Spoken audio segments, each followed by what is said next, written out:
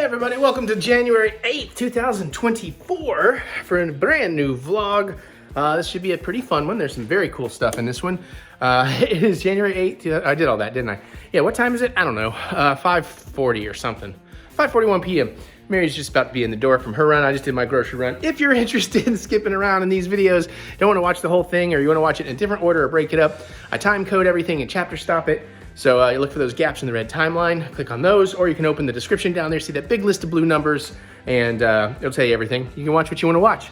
Today, I'm about to cook some dinner. I'm gonna make a quiche. I have not made a quiche in a long time, since I was in junior high. And we have a fun little brunchy cocktail that we'll make later to go with that. We have some major vacation updates. You know, last week talked about that. We got some major updates. I'm excited to talk about it. We have some fun unboxing stuff to do, including a vinyl unboxing. Excuse me. And some movie reviews. We finally watched the movie, and no, we watched Elemental. And we'll try to tell you about What If Season 3 since we didn't get to that last week. There might be more. Oh, and a taste test. We got so much cool stuff to taste test. I don't know how much we'll do in this one. Anyways, that's what we're gonna do. I don't need to do a health update because everything seems good. So fingers crossed. All right, let's get to it. Let's make this quiche. I'm getting hungry. Okay, so I am hungry and I want to get this going. This should actually be pretty easy.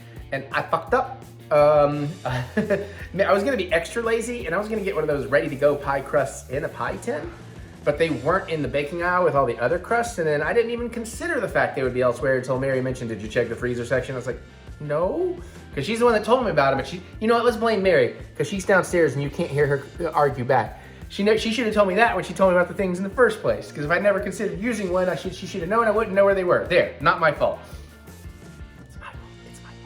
Anyways, it's fine. That's just an extra tiny bit of work. She said I should have called her when I couldn't find it. Yes. So I did buy some pie tins. We'll get to that and some pie crust. But we're gonna make a quiche. I thought about making a bunch of different types of quiche, like doing them little individuals, but it's like, you know, I haven't made one in a long time. It's super easy, especially if you're a fan of egg. You know, so I'm gonna go with kind of the somewhat classic. I'm gonna take this recipe I found and tweak it just slightly. So I got pie crust, we'll get to that in a minute. But we're gonna throw some ham in there, and I just bought a cup of cubed ham from Kroger, because that should be fine. And it does go for cheddar. Now I'm gonna do some white cheddar, some really nice sharp white cheddar. And I'm also gonna mix in some Gruyere. I wanted to do a lot more Gruyere, but Jesus Christ, Gruyere is so expensive because it's so good. I've also got some green onions. We'll get to that. And then eggs. So you need eggs, salt, pepper, milk, and then, you know, a pie crust. And then anything else is as your heart desires. Because I was thinking about like caramelizing some onions and sauteing some mushrooms, doing almost a French onion soup with chives one. But I was like, I know it's a busy day. We'll get back to crazy, you know, heavier cooking eventually. But right now I'm still trying to like catch up on my schedule. And I'm in vacation mode already, which is rough. But we'll get to that. So let's see if I can adjust this camera, because I'm just shooting on my old standard old iPhone setup here today, just keeping it a little bit easier. And first thing I'm gonna do is I'm gonna start working on some cheese, because we're gonna want like a cup and a half total cheese. And I got all this stuff ready to go. I have this out just for kind of eyeballing, because again, you know, it's not like I mean, you don't want to have more cheese in there than you have egg, but this is not like rocket science measurement here. It is, you know, you are the boss of your colonoscopy. Is that how that works? You think Chef John would like that one? No, me either. All right, so we're gonna start with some nice white sharp cheddar. Oh, this stuff's, I'm very excited about eating this. We'll go with a more fine grate, so it'll melt a little bit better in there, easier. And then we just start grating some cheese. I should learn the better, more chefy way of doing this, where they actually set it on the side, but I ain't there yet. This system still works for me. And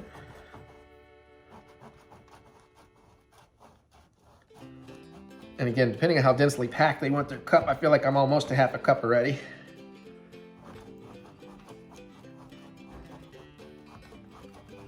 All right, let's see what we're working with so far. Oh yeah. Oh yeah.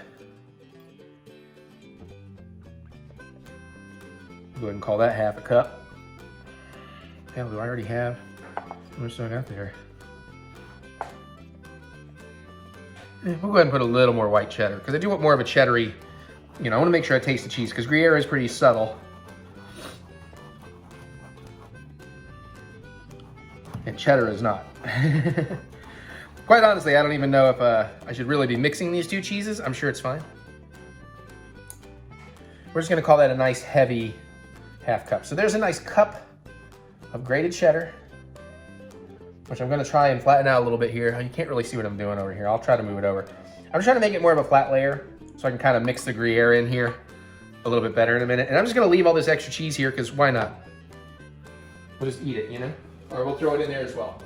I need a little baggie for that. White cheddar. Take this white cheddar and make myself a very tiny bit of a beer cheese. Uh-oh. Uh-oh, I chose poorly. Well.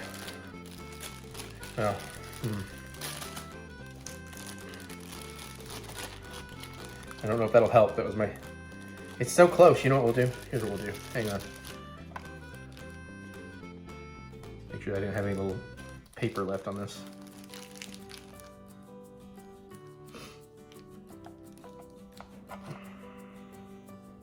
Not the best cheese knife, but it should do for what I'm trying to accomplish. There we go. I can actually zip the bag locked. Whoops, this fell in my mouth. Mmm. Oh, that's good. That is some, that's some good cheese. Okay. So let's get the Gruyere. I'm gonna get about half of it. Now that we have new cutting boards, it's not leaving. I don't know how well you can see that. The specs of the old seal, I need to order some new cutting boards because some of these I think are just permanently now ruined. That stuff is just not gonna come out of some of these pores. Okay.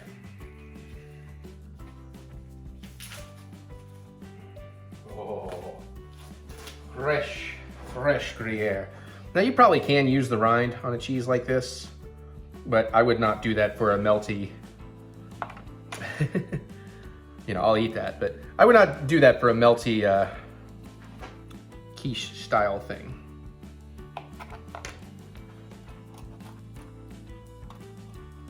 Okay.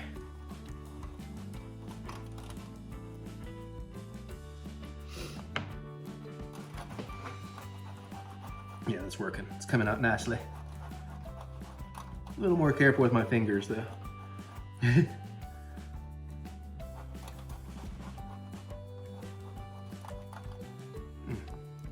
Of course, working with smaller pieces, it wants to break apart a little easier. And I can only go so far without being worried about including some flesh, which I don't think we want in here. I mean, I don't mind. Yeah, Mary'd rather not, but you know, I don't got anything against long pig. I think that is half a cup. You know what, we'll do just a little bit more. And then I'm trying to just kind of mix it in with the white cheddar a little bit, distribute it a little bit better. We'll do a little bit more of that in a second. I'm gonna taste test. Oh, yeah, that nice little nuttiness.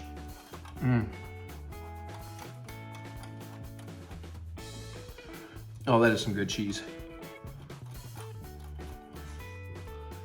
Just gonna nom your way to... You want to break a little chunk off and have it? If you want to break me off a piece, maybe. What is it? Gruyere.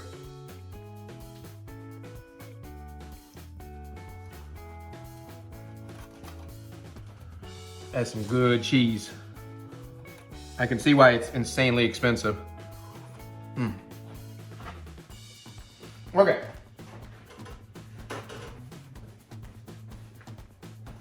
All right, let's save what we can save off of that.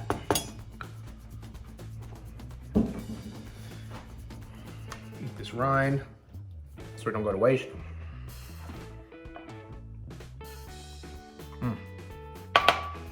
Get rid of this. We're gonna bag it for that.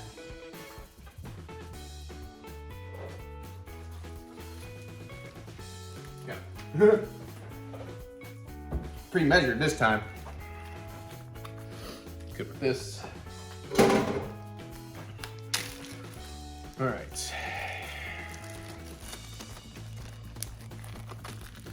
All right, I'm gonna set those aside. I'm gonna just set this aside. Bring my little cheese plate over here, and let's go ahead and think about dumping the rest of the cheese in here, because why not? A little extra cheese never hurt nobody. Well, that's not true. You could be lactose intolerant, and then it's probably not comfortable. Or you could have already had too much cheese, and now you're not gonna poop for a week. All right. And again, I just kind of want to mix that up a little bit. So when I come to sprinkle it through the quiche and on top, that we get a nice little mix of both cheeses. Careful not to congeal it too bad on yourself. Okay, so we got that. I'm gonna toss these in the fridge.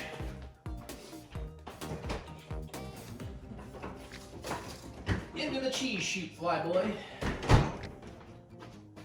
Because I'm here, I don't have to keep these in the fridge. These are the pie crust I bought, just basic ass pie crust. All right, let's deal with the, where did I leave them? There they are. Get some green onion, just chopped and ready to roll. Now, how much did it say? Because, you know, I don't know. 3 tablespoons. Okay. Okay. That's about that much. That's probably, we went 3 of them, huh? Okay. Trying to get an idea how many green onions I might want here. Gotta rinse them out, all that. Give them a nice little wash down. But I don't need this whole bushel. So let's see. I feel like, you know what? Let's just do them all. Or I can always throw the others aside for something else, which is gonna go a little bit smoother and get my ring off so I can wash properly. Actually, I'm going to, I don't want to I got a little bandage issue over here, and I don't want to necessarily apply it. Not right now. There we go. All right, so bear with me while I just kind of run these under water. I like to shoot a little water into the actual tubage. And I'm just gonna lay it on a paper towel.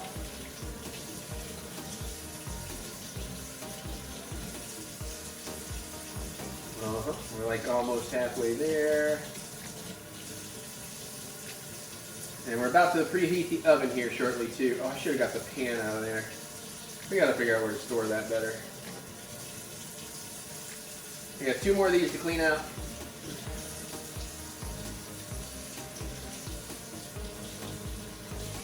Then I want to see if we might be lucky enough to have a tool save us some trouble here. I don't know if we'll keep this up here or not. If we do, is that it? Oh yeah. Now, I forgot about these. Mary has these herb scissors. So you can make much faster work of dicing up all your herbage. So let's play with those. I kind of forgot I had those. Uh-huh, I know, I just kind of remember while I was cleaning these and I'm like, you know what, let's do that. It'll make faster work than going through it with my knife. Did you already chop off the ends? No, I'll get them on the next one. Actually, I don't really chop off the ends. The ends look fine. Okay.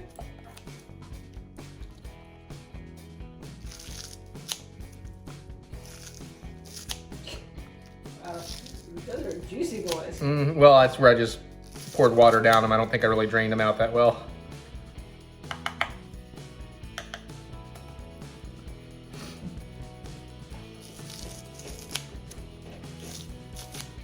Actually, this might be a terrible tool for this because I think it's like squeezing out a lot of it. Sorry about that, y'all. I kind of keep forgetting that I need to delete a lot of stuff off this phone.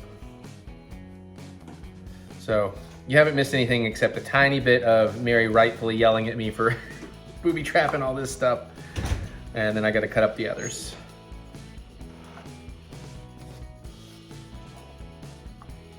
Yeah, that just, it got too fucking juicy. But I mean, I would say there's 3 tablespoons pretty easy out of just those. But we will do this the old-fashioned way. I feel like just 3 tablespoons of green onion. Yeah. I feel like that's a small amount. I agree. That's why I was like, fuck it. I'm just gonna go ahead and cut all this up and I'll go better.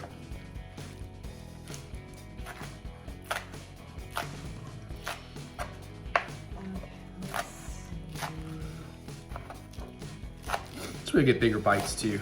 Won't be so tiny.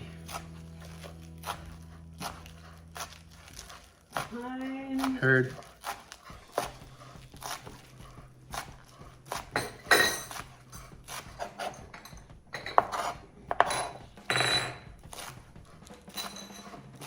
Meanwhile, Mary will be deboning a chicken. I'm not deboning the chicken, I'm stripping the carcass. Either way, it sounds awesome. My cats are about to go crazy. Yep.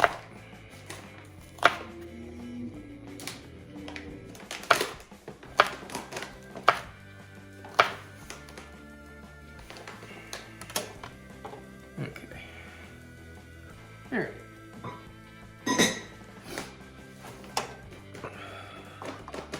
Shit. That went in the floor nicely. I get it, hopefully before the cats do. No, the cats are going to be sure that. Why not? It's Daddy's cooking. Should be very excited. It's a green onion, they're like, eh. Down, down, down, down, down, down, down, down, down, down. Doo doo. Doo doo doo doo doo. I think I'm close on that song. I know I'm making the correct reference. I just don't know how well I sung it. I realized which. Yeah, but you know what that song's called? No. Damn. Can't get one over on you. Look, she got the body and the brains, y'all. She's Freddy Krueger and Jesse rolled into one. All right. Now it's making me cry. Not because I'm thinking of Star Wars. When are you ever not thinking of Star Wars? Exactly. Okay. All right.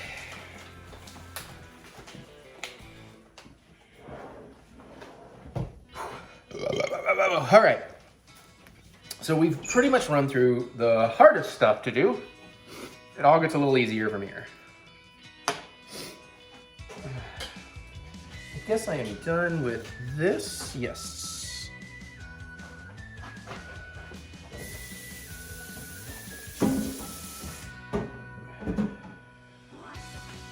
Okay.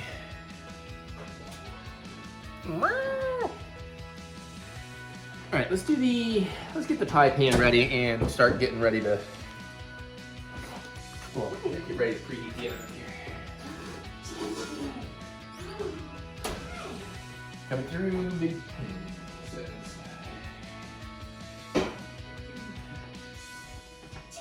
okay. Let's grab one of these hot pans.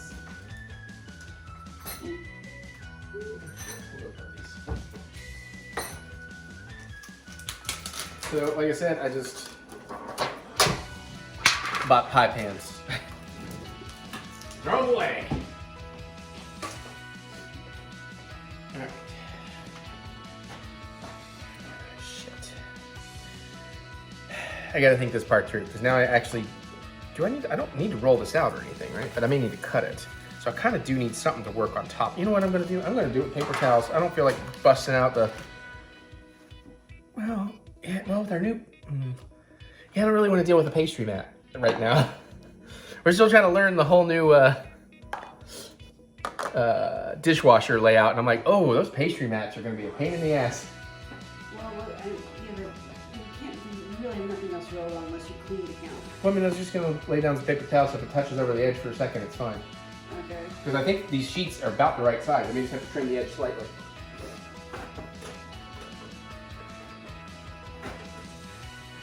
That's my plan.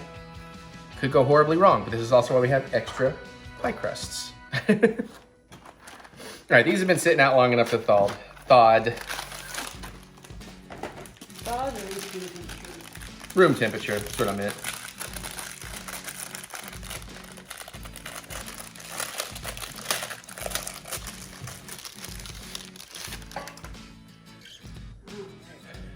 Of course, rolling it out without laying it down might be... No, that's like the perfect size, man. Hardly needed the paper towel, honestly. Then we just push the... Oh yeah, this is okay. Let's just center it a little bit better. Oh, this is gonna go real easy.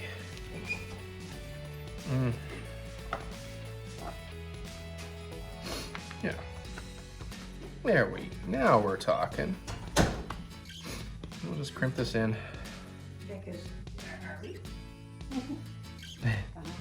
Oh, this was like super easy.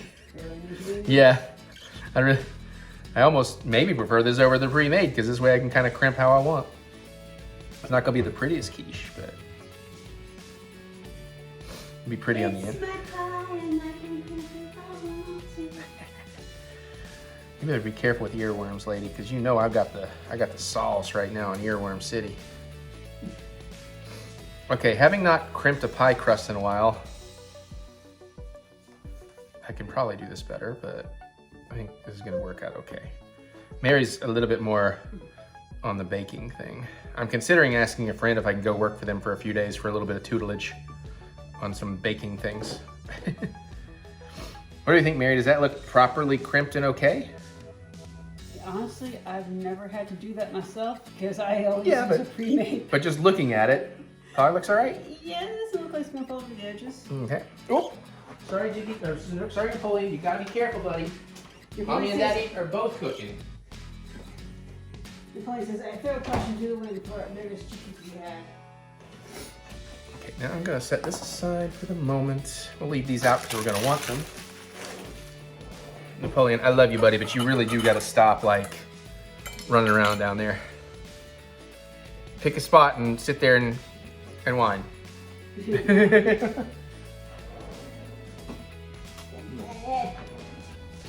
Okay. Now for some real fun.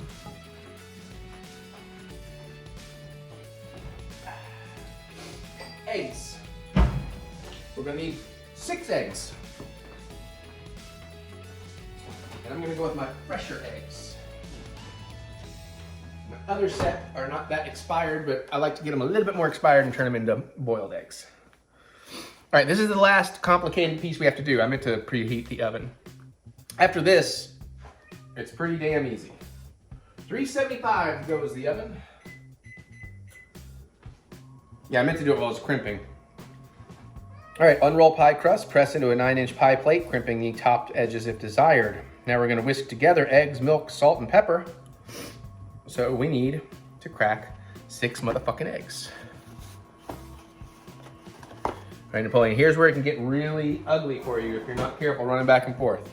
You get egg yolk dripped all over you. I think he's gonna be staying put. Oh yeah, Mama's got the chicken now. Here we go. That was not a hard enough crack. And of course, if you're unfamiliar, why I do it this one at a time into a ramekin is to, yeah, I gooped somewhere, some down there, we'll find it. To make sure I'm not getting shell. It's a lot easier to pick a piece of shell out of 1 egg in 1 ramekin than from 1 egg out of 6. Shit. Also, it doesn't matter if I break the yolks on these. I have gotten very good at this, but today is not being very good so far. At least those first two. Those first two were a little wonky. We'll get it though. We'll get it. Here we go. I feel it. Nope. Just need more. I'm being not confident. I need more confidence. Are they thicker than usual? No, I'm being a little too gentle. All right, we're halfway there. Because I find sometimes you get eggs that have like paper thin shells, and then you get eggs that are Yeah, see, there we go. really thick and have an insanely thick membrane on the inside that you just cannot get through. Yeah, no, there's literally just error of the user error. User fear. Oh, I need to look for that one. I feel like yeah, there was a loose piece of fucking shell that I saw go like under the egg, and now I see like 2 pieces in here, so yay. Oh, shit. I'm gonna make a mess trying to get this one.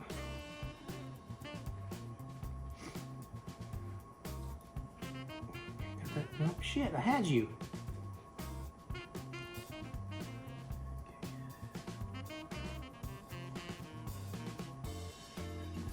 Hold on. Don't want to put that piece back in there. Yeah, there it is, Jesus. Got it, all right. Whew. Come on, man. All right, one more. Wait, is that shell? No. Okay. Last one, for the money. Excuse you, Chick Jack. Not bad. Walk off the counter. All right. So there's our 6 eggs. And now I need to smell it.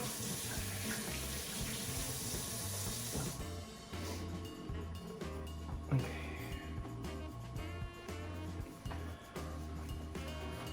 And oh yeah, where did I'm pretty sure I saw a drip of egg yolk go, or egg white go down there.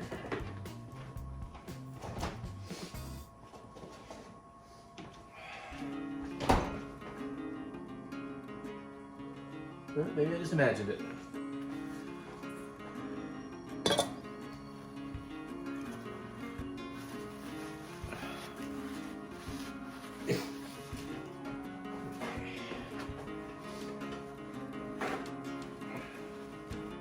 All right, Eric, I gotta keep remembering to make sure my camera's still recording. Okay, good.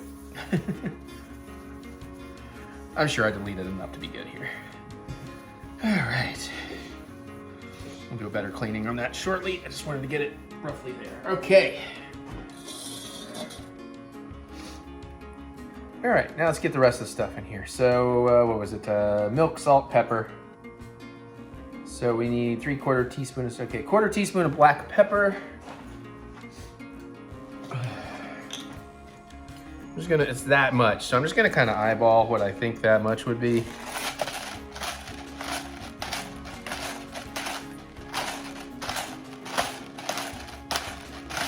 It's always more than you think it is.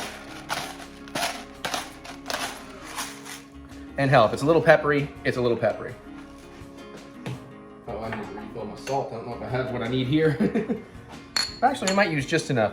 And we need 3, I will make sure I'm right. I just realized, okay, yeah. 3/4 of a teaspoon of salt. So this is 1/4, so I want 3 of these. 1, 2, 3. And would you grab me the milk since you're right there?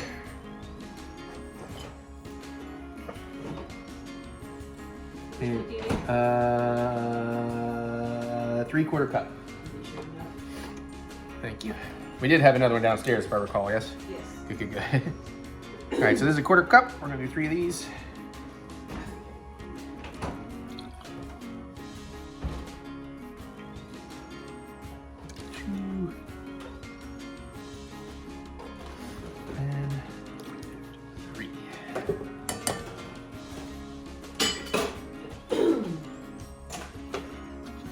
All right, whisk. One of these days I'm gonna use my French whisk. Okay, let me break up those yellows, the 5 that didn't break. I guess 3. Okay, got them. All right, whisk this together.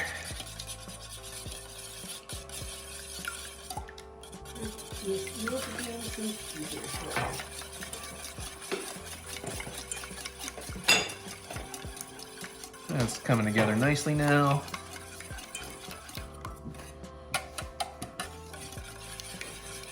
A little more vigorous.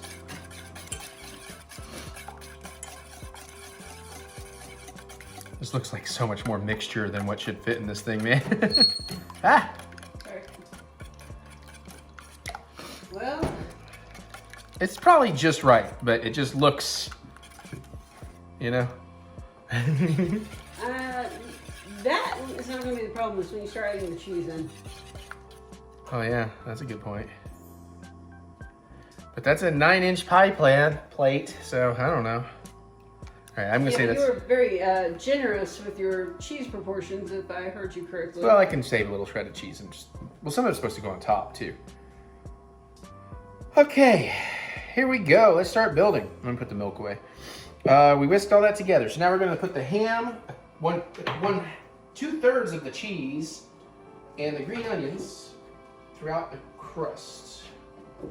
Then we pour in the egg mixture, and then we put the rest of the cheese on top, and we bake for a while. So we're pretty close here.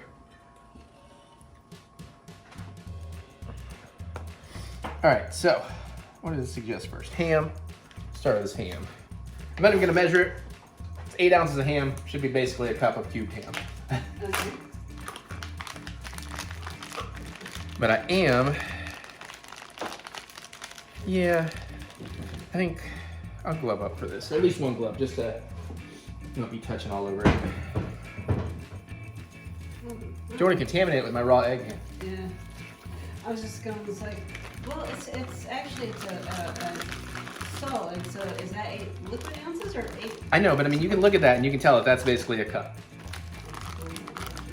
Well, maybe it's a little more than a cup. Maybe I won't put the whole thing in. Jesus Christ, lady.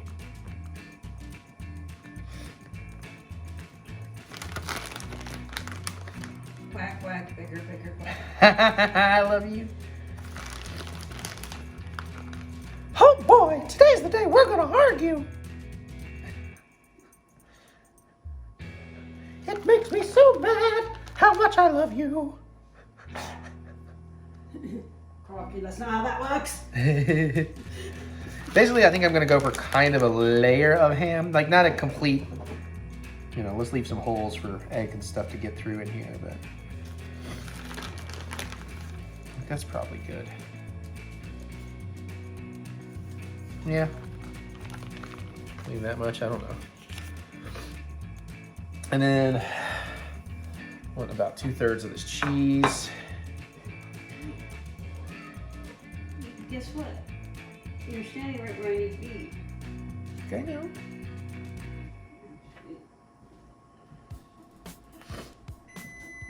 And that's the oven being preheated.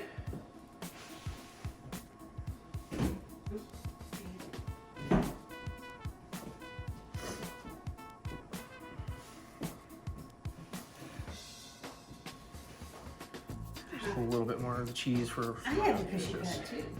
Yeah, I figured you'd slide that one over.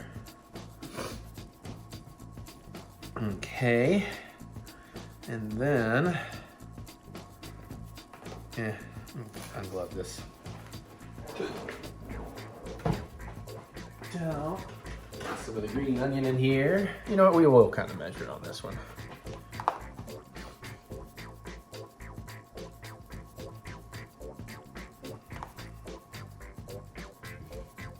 Excuse me? Yeah. I forgot to move the chair away. And again, I kind of treat it like a pizza. You're kind of spreading it out so you know, you want stuff in the proper bites. Well, that's not how I've done my quiches in the past. It says put some in here. Oh no. Well, the quiche I make isn't as chunky as that, and that might be part of the reason why, but you mix everything together in your mixing bowl and then you pour it into the quiche.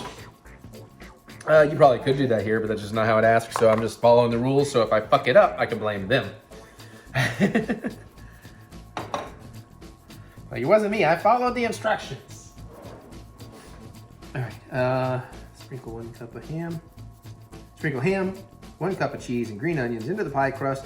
Pour the egg mixture over top, sprinkle the remaining cheese, and then we bake. And a nice little re-stir. All right, moment of truth. Let's see if this actually does. Careful. I'm gonna. I think it's gonna be all right.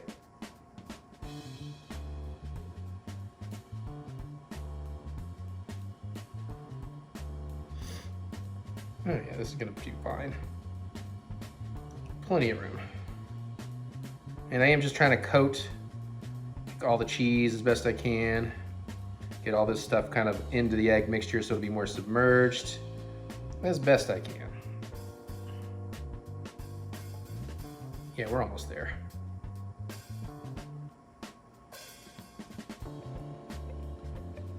Oh yeah. Yeah, no, this is gonna be just right.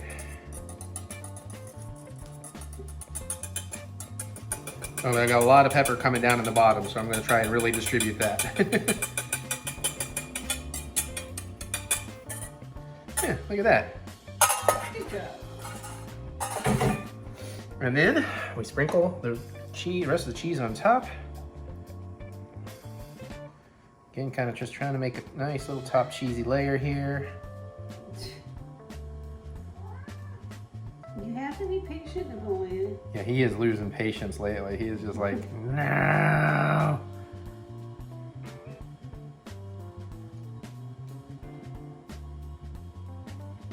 I want that chicken.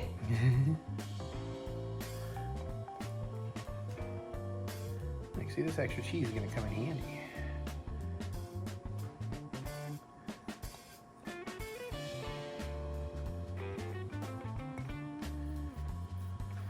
All right. This might be a 2 dishwasher night. And there is the quiche, pre-quiching. I probably could have put a little more ham in there, honestly, but I feel like there was plenty. All right, so we're gonna go into the oven for, I believe it said 35 to 40 minutes, or until the center is completely set. Then we gotta let it cool over 5 or 10 before slicing and serving.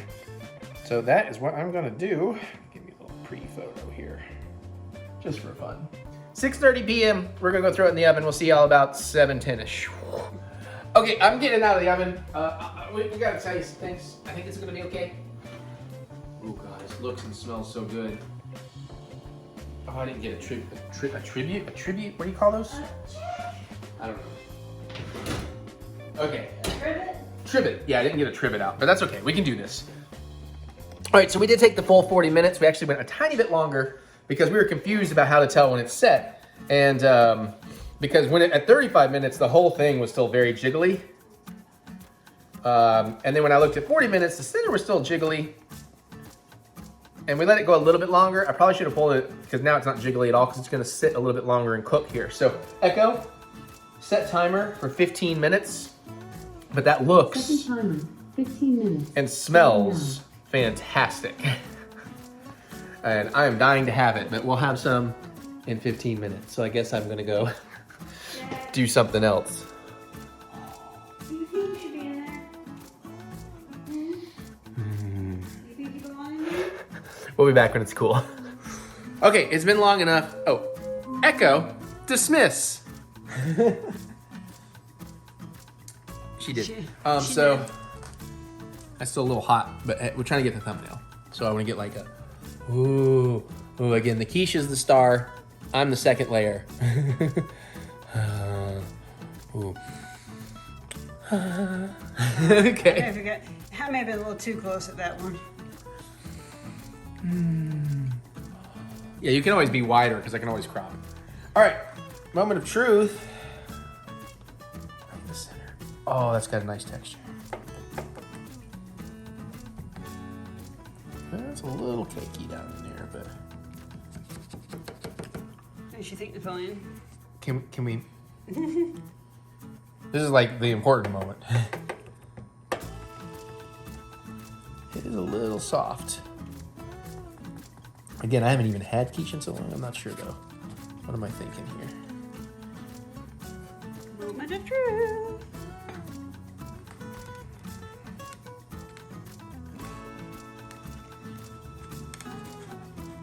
No, don't break. I cut it a little wider than the pie thing, didn't I? Shit.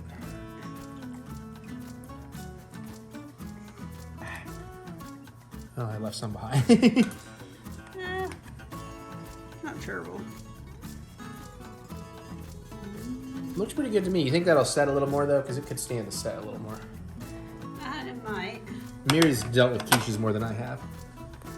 So you want to slice? You want me to go this way so you can have that stuff, or? Why don't you let me cut my own slice? I'll let you cut your own slice.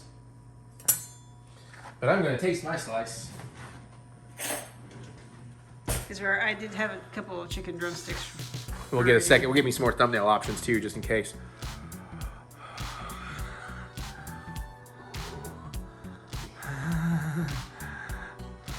Okay. Thank you. All right.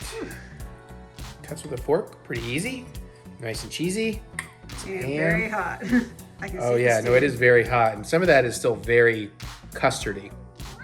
So I might need to let it sit a little longer, but I'm too damn hungry. Let's go.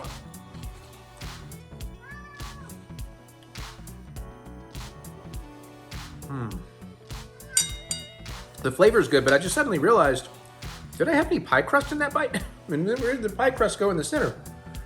Yeah, this definitely has some pie crust. Oh shit, man. That is fucking awesome.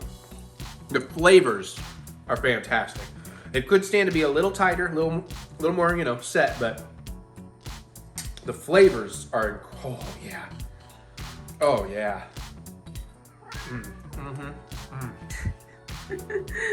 The boy's like, I would like to have some. Yeah, sorry buddy. Okay. Yeah, I think it's gonna be one of those things by tomorrow, it's gonna be real good because it'll like really firm up and be in the fridge and everything. Let's do what Mary does. Excuse me, Napoleon. Oh, did I actually get a... Sorry, bear with me, vlog people. I'm also doing this. Okay, you're good.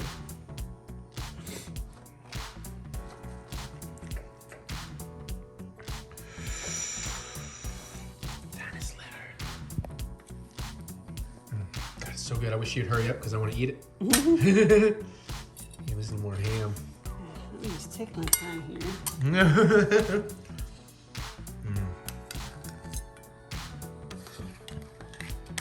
Yeah. Oh, that might have been the missing pie crust.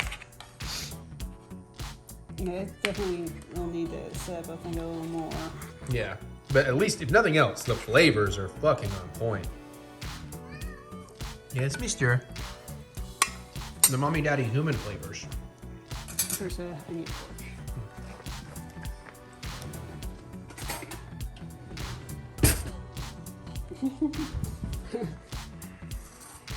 All spills cut to the kitties. Yeah,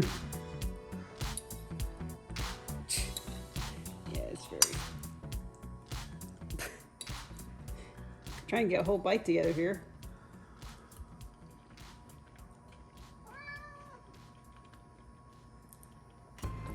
Yeah, one of the reasons why this might be so loose, and I'm not 100. No, it's good. No, go it ahead. tastes good. I know. That's just what I was wanting to know, but go ahead.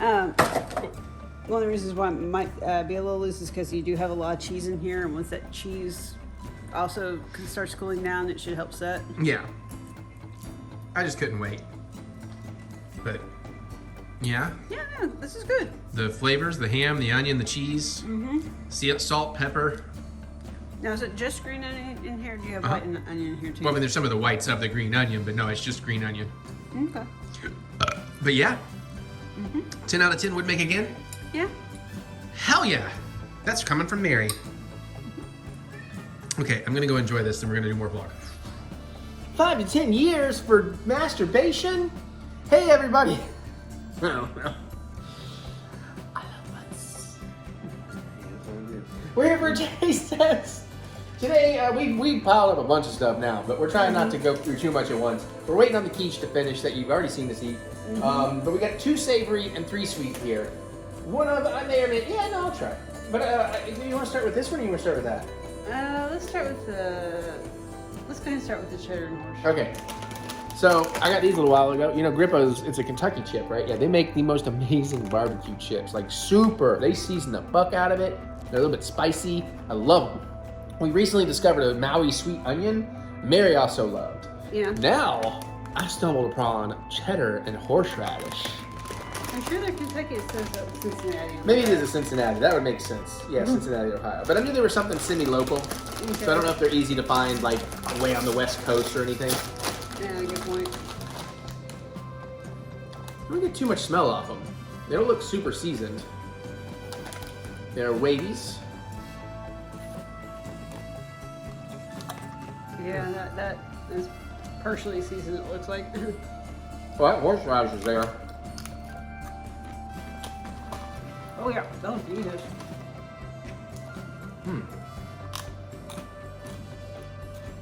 There's a little bit of sweetness in the back. Woo.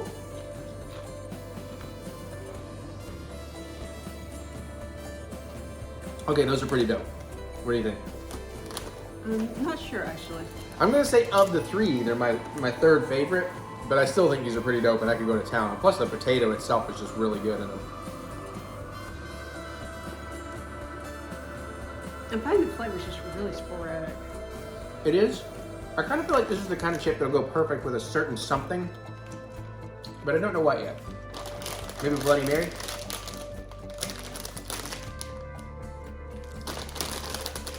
I'm kind of iffy on them. Okay.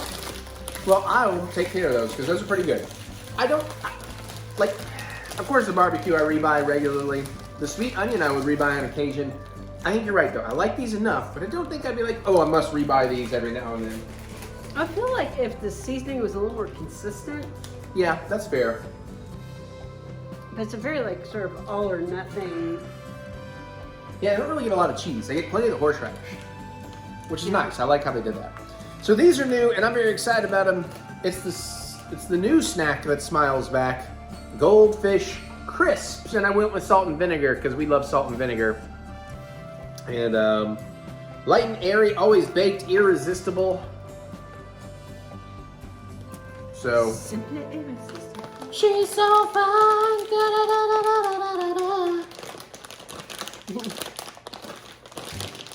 Okay. Oops. I did a really good job until I didn't. Ooh, yeah, you get the vinegar in there. I'm just gonna grab you. Oh, you can tell. Yeah, they're super light and puffy.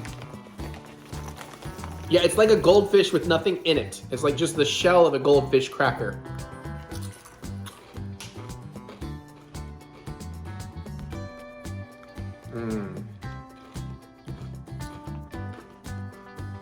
I like that texture a lot.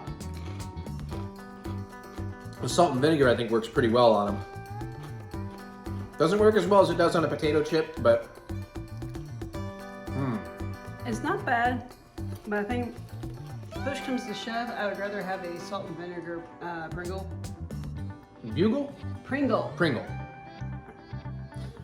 I didn't like the salt and vinegar Pringles that much. I didn't think the taste of the Pringle chip goes well. Lay's, salt and vinegar Lay's, hell yeah, all day. See, I like the salt and vinegar Pringles. Speak much, lady. I think These aren't bad. They also had cheddar and they have sour cream and onion. But I feel like they could have gone harder on these. In the seasoning? I don't know. I think it's pretty good. I think it adds up. You can have 44 of these for 140 calories. That's pretty good. I think this is like a good drinking snack. Like if you're just drinking some scotch or something, you just want to get a little new flavor in your mouth.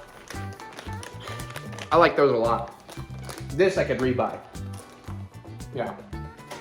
Next up, we're gonna taste test white cheddar. I'm just kidding. I forgot I have that chunk of cheese. Okay. Which sweet would you like to do first? Yours? Let's do them. Show them off and get them open. Alright, probably should have gotten the plastic off of this first. So this is C's Candies Eggnog Truffles. This was in my stocking at Christmas. I have not tried them yet, and do you have your knife on you? Because this is plastic, is it? Here, I'm gonna let you do it. Because I hate using your knife. Skill, baby.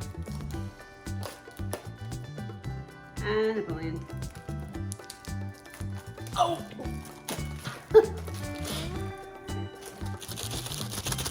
Let's see. I'm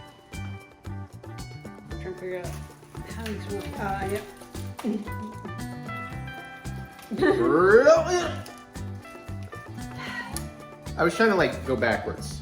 Thank you. That's the only spot, right? Maybe. Okay, all right. All right. Oh, now there's more plastic. There you go. Uh-oh. You just want to split one? Yeah, I don't necessarily want a whole one. I'm just going to go ahead and bite Yeah, you. you go first. I don't even have to take half of one. I can just. I'm just gonna take a quarter of one.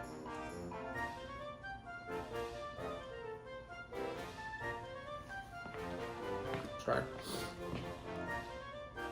I'm getting just mostly a white chocolate vibe. I get a little hint of the eggnog. It's pretty subtle, but it's there. I think it is the white chocolate is very strong on top. Once you get into the actual truffle part, right? Okay, yeah, it's first to back I'm starting to get it. Yeah, because there's definitely kind of an eggnog. Actually, that's pretty damn good. No, I'm good. I think it's just, for me, maybe the white chocolate outside is just a little too thick. I'd like maybe half that much. Mm-hmm. And then I would probably... It doesn't look that thick on the packaging. Yeah. And then I would probably love those. But they are pretty good. That's quite surprising. I'm not a huge fan of truffles. But that is a pretty tasty truffle. What's your middle one? Like 95 calories a pop. You know what I'm doing? I'm trying to show We're doing the truffle shuffle. It's pretty tasty. Okay. I'm going to go for this one next because I'm going to save that for last. Okay. So we're going to switch holidays. From Christmas, we go to Valentine's. I just found these today. We got strawberry cream filled Hershey's Hearts. Ooh. Fine, don't kiss me. Bye, everybody. Hold on. Yeah, quiche. Come on, I'm hungry. Okay, Napoleon, there's nothing over here you can eat. Ooh. Blub blub. I did it on purpose. Blub blub. I didn't pick this shirt out before I knew these existed. Blub blub. Do we want to split one or do we want to have each? Let's split one. Okay. Yeah, I did smell the strawberry as soon as it came out. Ooh, these will go nice with the cocktail tonight. Sort of. Look at the butts. Look at the butts. See? I love butts. He's playing, yeah? Okay. Yeah. I think there should be inside the collar. I wonder if you're gonna get more strawberry cream than me. Yeah, you did. It's in the collar. Sorry. I didn't What's okay? take care of cats. That's interesting. I think that's where I bit into it. I think the chocolate covered part of the edge. Well, it's not super strawberry creamy on mine though. Yeah, same on yours. They're good, but I really just get kind of a hint of the strawberry. Yeah. I'd say it's another one of these things. It's like there's like a layer of strawberry, then a very thin layer of chocolate, and then another layer of strawberry. I like these. I'm gonna be happy to eat these, but I'm gonna put them in that classification of I don't really need to get them again. They're good, but they're not. I thought it was gonna be more like it shows on the package where they're like really filled, you know? There's nowhere near filled like that. And so that is an illusion because they've just skimmed off the top of the chocolate. No, I understand. It's not like, yeah, it looks more like it's gonna be like a piece. First of all, it looks like a piece of chocolate. It's gonna be that thick to begin with. But they are pretty tasty. They're all yours. Okay. Well, that's mostly a 0 for 4 for Mary. I'm not sure. Well, I forgot about the truffles. She's into the truffles. I like the goldfish, Chris. I'm just Yeah, saying. true. If I'm gonna go down that route, though, I think I'd rather have Pringles. All right, one more thing. I don't know if you can find this anymore. I found this in the Christmas specialty aisle. They had a few types, but of course I had to go with the best candy bar in the world version. Snickers milk chocolate bark. Woof, woof, woof, woof. So, you know, I've been eyeballing this for like weeks, but I knew I couldn't open it until we tasted it. They're usually pretty cool with this tree. It may be about time to unfortunately take it down. I'd like it to be up a little longer, but... Well, unfortunately, any of it is inside the collar. And then they think she's trying to play, so they all want to go play with her. She's like, I'm just trying to hang out. And then the tree is the casualty. Ooh, man. First off, just like...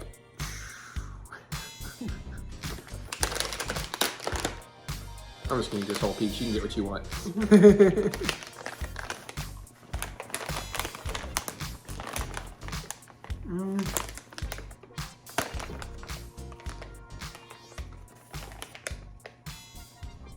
It's not bad, but not what I was hoping, honestly.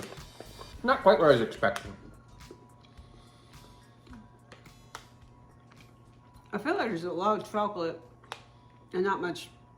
Well, the nuts are there, but I kind of expected more of the nougat and caramel. Like, I thought you get like chunks of Snickers throughout the bark. I'm getting a little bit of it as I'm getting through the bite. Now I just found a pocket that's pretty good. Okay. I think it... I don't really get any of the nougat at all. And maybe it's because it's just the bite I got. I think it's the bite you got, because I'm like you. I started and it was mostly chocolate and then a little bit of peanut. And then got a little bit more peanut and caramel. Now in the back, I'm definitely getting some of that nuggety goodness I was looking for. I just don't know. I mean, I think this is a fail. Well, it's a good thing it's seasonal, because honestly, I'd rather just have a fucking Snickers. You know the best thing they ever did for Snickers? What? They stopped selling the little Snickers balls. They're about the size of like Whoppers. Okay. And you get like a bag, they're unwrapped and everything, and you could just have like handfuls of like Snickers. I can see how that'd be bad for you. Yeah, so thank you for not making those anymore. But whoever, Planters, somebody, I think, whoever needs to bring them back, bring back PB Crisps, please. I've missed those for 20 years, man.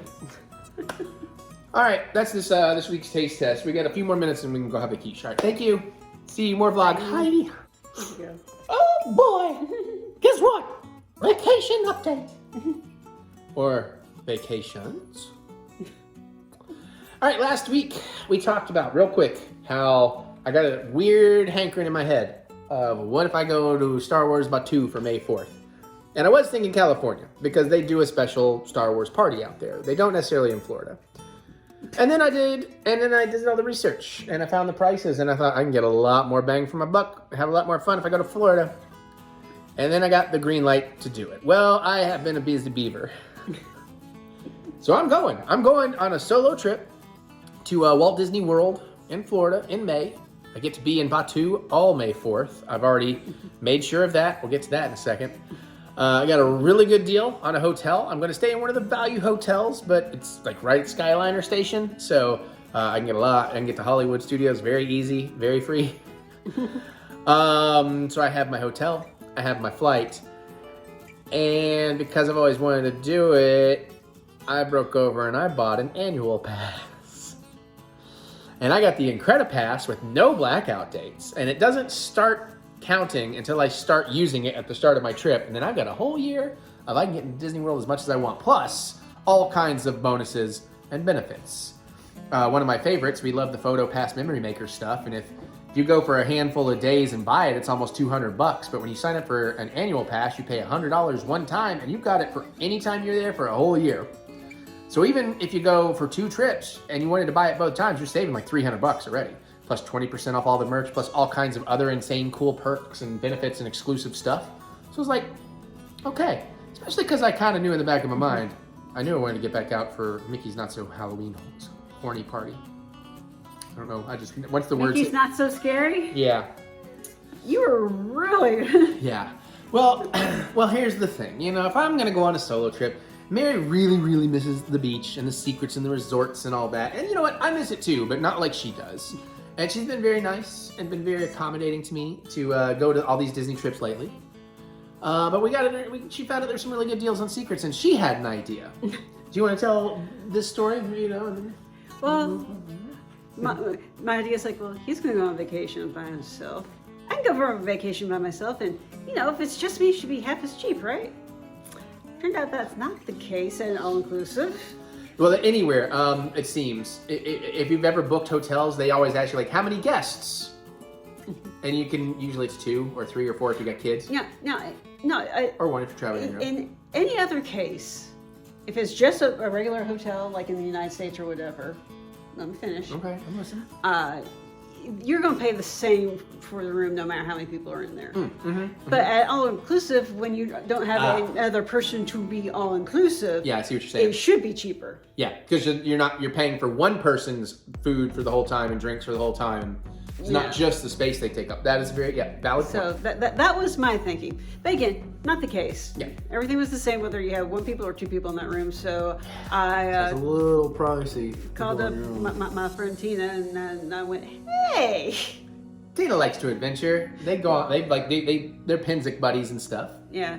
So, and she's like, she's never been to Mexico before. She's actually hasn't been anywhere other than Canada. So this is going to be interesting for her. But so I get to have my own little trip for probably half the cost of his. Well, see, mine gets tricky because of how much food and merch might end up costing, even though because of my annual pass and some other things, will come back to me. But, so there was also a question of whether Tina could make it or not, and I was like, listen, you're getting your trip one way. When I got to cancel mine, whatever, I'll go with you. I'll happily go with you. I hope it works out for you because you get to have more of your time because she likes to do excursions. If I'm in an all-inclusive, I want to sit around and fuck off and not do shit. But Tina likes doing things, and they don't even have to do the same thing, but they can go have all their awesome stuff. That's the thing is we're kind of old college buddies, so we've known each other for like 20-something years. Yeah. So we're both capable of doing our own things if we desire.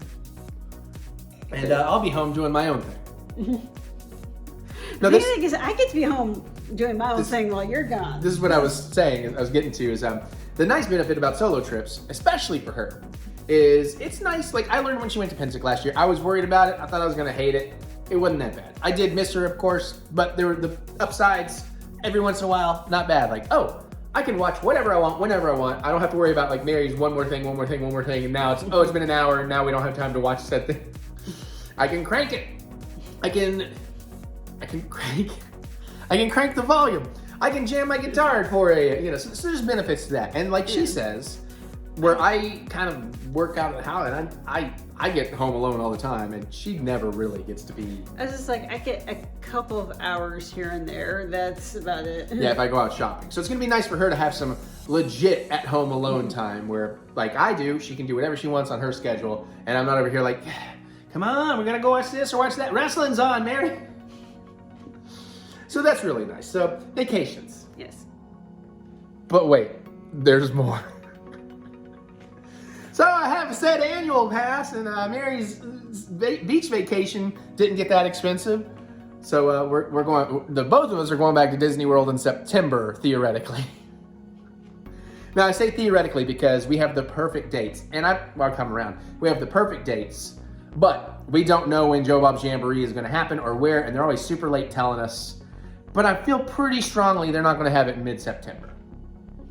I may have to change this around. But luckily with Disney, I can move stuff around and book it. I did not buy, well, I should go ahead and say, I booked a hotel because we had this amazing deal, like 35% off. Mm-hmm. And that was for being like Disney Plus subscribers or something even. And but some of the nicer hotels were booking up quick. Now, when I go in May, I'm going in a value hotel because not a lot of storms. I mean, you may get some rain, but it's not that big a deal. A value hotel, like it doesn't have a lot. It has a lobby, but it doesn't open, your room doesn't open into hallways. It opens to the outside. It's a motel. Yeah, and which is fine, but I was thinking about, you don't want to do that during hurricane season. Because like on our honeymoon, when we did have a hurricane, we were in a great hotel to be stuck in. We had plenty to do, plenty of places we could get out of the room, walk around, go get food easily, never step foot outside, never getting wet or anything. Yeah. So that's why I wanted to get a nicer room for when we went in September. But I started noticing within a day or so, all the really good, it was starting to book up. Because 35% off some of those places is substantial. So anyways, went ahead and booked it. At least like the first part, because we're gonna skip over to Universal after for some horror nights. I don't know if I'm gonna double coast this year, because I don't know if I'll also go to California. But yeah, so theoretically for our wedding anniversary, even on our actual wedding anniversary, we should be doing a Mickey's Not So Scary Halloween. So that's 2 Disney World trips and a beach trip. Still gonna book her ticket, you know, and flights and all that, but there's some more I'll tell you about that too. But wait, there might be more. No, I haven't booked any of this, but I keep telling them I'm determined that I want to go to a Mickey's Christmas party. So I am probably going back, maybe the last week of November. I'm very flexible. Last week of November for 4 or 5 days, and I'm going back to Disney World for the holiday parties. I want to go to at least one of the Mickey Christmas parties. If you want to go, you can, but you probably won't have a vacation by then. I'm already kind of scheduled to take off days of work around the end of the year. Where I work at, there's a lot of vacation time anyways, and if you can get the days off between those days, you get basically massive vacation for only a handful of days. Well, we can see, we'll look, because right now the sales only go out to the beginning of October, so I'm waiting to see what the deals on the hotels are before I worry about November. Now, what's nice about the November trip is I will already have my ticket paid for. Thank you, annual pass. I might try to go in January and maybe even March. We'll see next year. I'm gonna have to live stream so you guys can start super chatting again. But I think I should also by then have a free airline flight because of the many things we did. We finally broke over and we got our Delta Sky Miles Amex card. So we're getting all these massive point multipliers. And because Tina let me pay for their tickets and then she'll pay me back her half and blah, not Mary, Mary's is a gift. We're already this close within like a week to the sign-on bonus miles. So we're going to have some free flights. So it's like, okay, if I can go down there for basically hotel, a little bit of food, a little bit of merch, I might be able to swing in November. And then I've learned so we got all that going on. I'm playing the point game system. We're getting all the I signed up for D23 even, so we've got some other discounts in other places. I'm considering, I don't think we will, but I'm considering going to the D23 Expo in August in California. I would love to. But I'm probably really pushing it on the financial part at that point. But Mary's giving me the but so I'm playing all the games. I'm trying to, and it's helping me be better about feeling like I don't want to buy every single thing when I'm down there because I'm going to be back in a few months, and blah, blah, blah, blah, blah. It's really, really nice to kind of already have so much of this booked and planned already. It's killing me right now because I got to wait till March 3rd though before I can book any of my experiences. Like I'm doing one lightsaber build May 4th. I might do the personal private 20-minute photo package at Batu. I probably will do a 20-minute. I'll probably save the 40-minute for when we go down. We get 2 locations. Anyways, we'll give you more of those updates as they come along. Obviously, I'm terribly excited. She's terribly excited. If you have suggestions, I am looking for airport transfer that's reasonable, but also not the bus system, like the, $30 I can do Mears Connect on the bus, but I could end up on that bus for 5 hours. I don't want to do that. Mears private transportation, $128 each way. Ooh, for one single solo traveler, that's a bit pricey. How much just for a regular Uber? Well, I don't know what an Uber, I know a taxi's supposed to be like $50 to $70. So I'm like, okay, maybe. So I don't know. But you got any suggestions or something, let me know. But that's pretty much all. But yeah, so we got all that going on.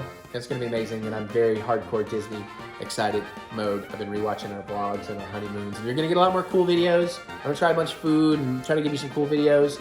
It's going to be neat I got 6 park days on my solo trip. I'm excited for that.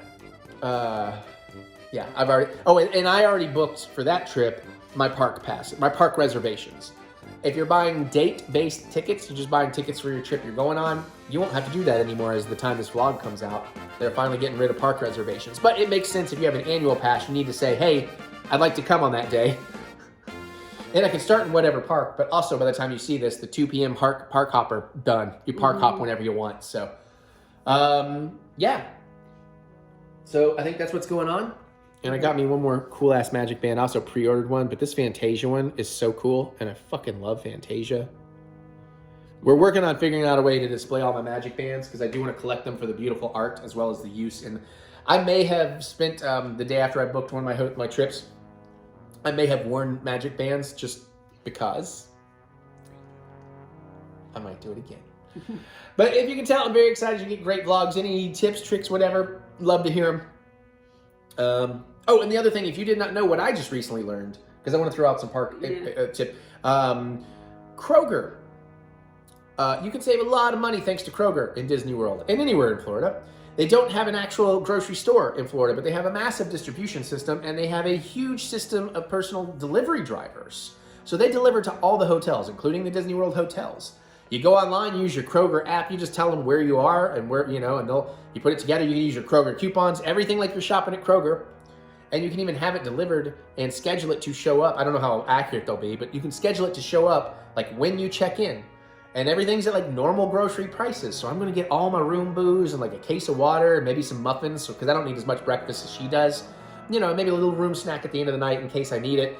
And I'm gonna save a lot of money. And the best part, flat $7 shipping rate. And they will not accept tips. So unlike a DoorDash or something, you don't even have to factor that in.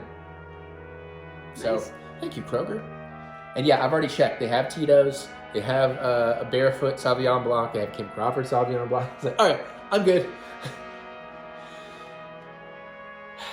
Yeah, okay. I guess that's it for now. We'll talk more as more happens. It might be a little bit of a lull, unless, you know, we book some other things. I don't know. Oh, and then yeah, you know, Delta and miles and all that. Sweet. Although we're all going at like, there's such short flights. We're going at the cheap. So. Oh yeah. I think this is the last thing she has to film. I've just got to film the wrap up, and the vlog is done. It's 9:17. I'm gonna do that. I'm gonna process, and then we can go sit down and watch some TV.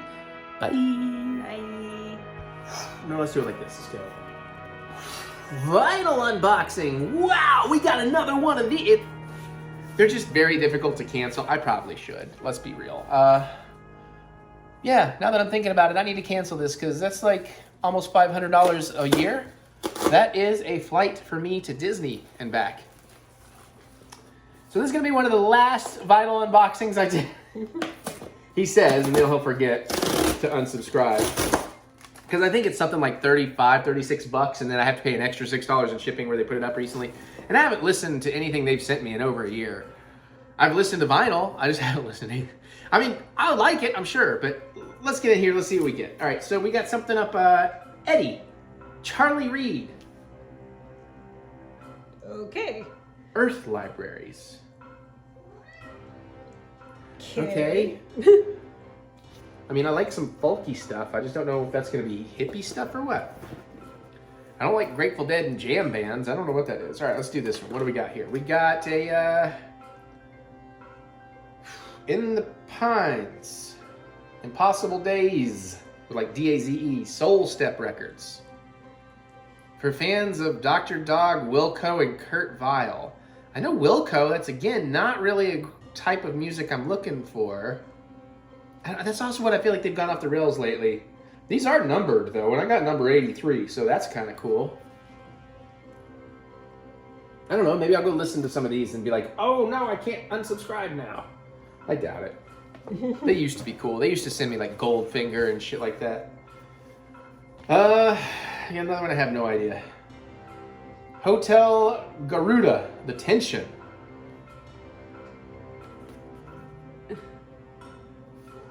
All right. Not really great covers. No, that's the other thing. I'm not inspired by the art. It's tied to my Spotify. It's tied to my Discogs, especially the Spotify. You'd think they'd look, and I have like a whole list of genres I'm into and genres don't send and all that. You think they would be able to pick a little better than they have. But let's see what they say. Maybe I'm misreading it. Here's the, we actually got a new art on the card. So I'll come back around. So you can see it when I'm reading the other thing. The back here says, we're thrilled to bring new music to you and so many new members to ring in the new year. All right, so this is from James. Hey, Eric, this time around, I'm gonna make him a wrestler. This time around, brother, we got you a band whose original demos were stolen in a burglary. But don't worry, they rebuilt, re-recorded, and released Eddie for you, yeah. Next, snap into some psych rock guitar licks with surfy undertones from In the Pines. Impossible Days is the four-piece band's third full-length release, brother. And then finally, eat your vitamins and say your prayers while you listen to The Tension. Of course, it's coming to you on vinyl exclusive green splatter pressing. I'm not going to tell you anything about what it sounds like. Just take it and like it. Happy holidays, brother. James. Days is one sounds like it might be something you like. Yeah, actually, this stuff sounds a little closer to what I might be into. So, you know, we'll give it a chance. But honestly, I think I am going to look into canceling because Yeah, if I'm dropping 40 bucks a month on this and I really don't care that much for it, I would much rather have an extra flight to Disney. Or if that's even on a really good deal at one of the value hotels, that's like a 3-night stay. All right, I don't know where this is in the vlog, but I know there's more vlog. Hey, Mary's cold. We got a little bit longer to wait on the quiche that you may have already seen. So we're gonna do a quick little bit of mystery unboxing. Hopefully we have given the vacation update before this. If not, make your guesses what I'm gonna talk about. But Mary and I have done, there were some really good sales on the Shop Disney recently. And we get all kinds of discounts now. And these were on sale. And I needed to get a little something to get shipping. So we've got, and somebody may have already ordered more of these on a different order. Not me, can you believe it?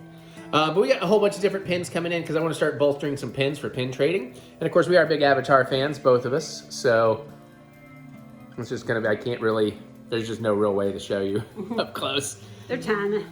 So there'll be 2 pins in a pack here. We'll each open one. I don't even know what the names of half of these. I just know they're pretty. Yeah. Hey, cool. Would you like to go first or second? I'll go first. Do you want to go that hand, this hand? Oh, you have to go that hand. No, I'm just messing with you. I'm just messing with you. You get in there, you need my kniff. I got it. All right. Well, if they're individually packaged, right? Like 2 black bags? Yeah, well, I'm going to go ahead and open mine. And she can open one, I can open one, you can open one, I can open one. All right. And we'll see if we get any duplicates for pin trading. Okay, I'm going for, oh. Whoop. Okay, didn't expect that. I guess we'll be trading now. Ooh, that quiche is smelling good now. Okay, I got a Banshee. Ooh. Oh, that's very cute. Is it a... Yeah, that is, right. Nice. Yep. So that's cool. All right, well, let's see what this one is then. Watch your own strength. Told you. I was trying to be cute and funny. Oh, we got the baby kid. I don't know which kid it is. I don't know. I know it's like... It's not the one kid that says bro, because he wasn't a Navi. Still, that one's really cool. This is probably the one I would have been most interested in having. But Mary gets first dibs on all the pins. All the Avatar pins. Okay. All right, here we go. Let's see if this one goes fly. Yeah. Okay. Hey! Oh, hip hop, hooray! Oh yeah, there's like stuff on the back too. Yeah, I was just wondering if like the back tells you. I haven't actually looked at the front yet. No, Yeah, it just tells you where it's made, and that's pretty much it. And of course, you get the little Disney pin backs. Although we have invested in a bunch of Okay, locking I have backs. no idea what the hell this is. Oh yeah, I'll see it while you show them. It's a. It looks like a cephalopod of some sort. Well, luckily we'll be rewatching these movies soon. Yeah. I just don't remember any critters like this in the second movie. Same. All right, one more. Oh wait a minute, was this like the one that helps you breathe? Maybe. I'm anxious to rewatch. It's already been like, oh my god, it's been over a year since we saw it. Jeez, no wonder I'm having trouble. Oh, I got the other. Okay, I got the girl, the girl swimmer. I thought they were a little more green. I think they're supposed to be. They are a different shade in the water. Well, we'll find out more after these messages. No, I'm just kidding. When we rewatch. But also, if it is one of them, they're supposed to have like broader tails and everything. Yeah, it could be one of the actual Natiri, Jake and Natiri tribes kids. Because obviously there's going to be plenty of Pandora in our future. All right, cool. There's more vlog to be had, but I got to go check this quiche in 12 seconds. I don't know why I do that. Hey, it's unboxing time. Mary's here. Hello. Echo, dismiss timer. That's the old one, doesn't matter. Obviously with all the vacation information floating around, I've been wanting this thing for a long time, and I got a really good deal. Echo, stop. She doesn't want to listen lately. Hey! That's Jack. Hey! Oh, he's going for first time he's going for an ornament. I'm going to start on this because we're on time. And Mama's going to go squirt Jakey Jack because he's inside the tree. Bad Jack. Oh, he's getting squirted a lot. Anyways, let's look at this cute couple. Did he even come out or is he just... Yeah, he's in my room now. Okay. I've seen this at Target. I think this thing like retails for $60. I think I got it for like $30. And it came brand new. Like it even came in its like shipping box that you would get, this toy store would receive it in. And I just think it's just too cute, man. They're very poseable, they're very adorable, and the kissy faces just totally sold it. Because it reminds me of me and my lady. Oh boy, I sure can't wait to kiss you other places. What? I'm bit like in the back of a Volkswagen. Extra points for those that get the joke.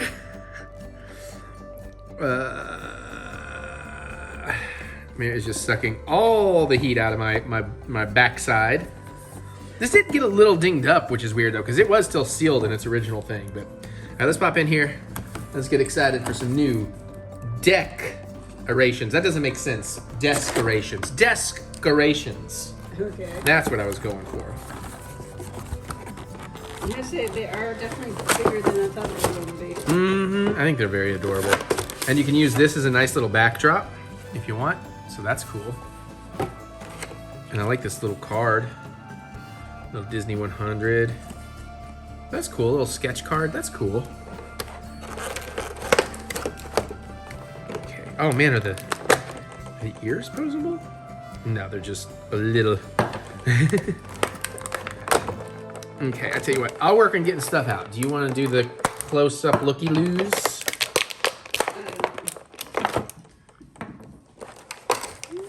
So we got Minnie. Gosh, Mick, you sure are pretty.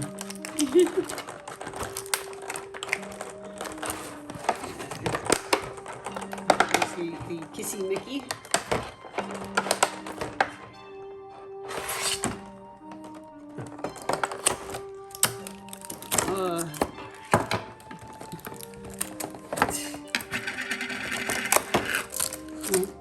Hey, at least it's not 1,000 twist ties. True.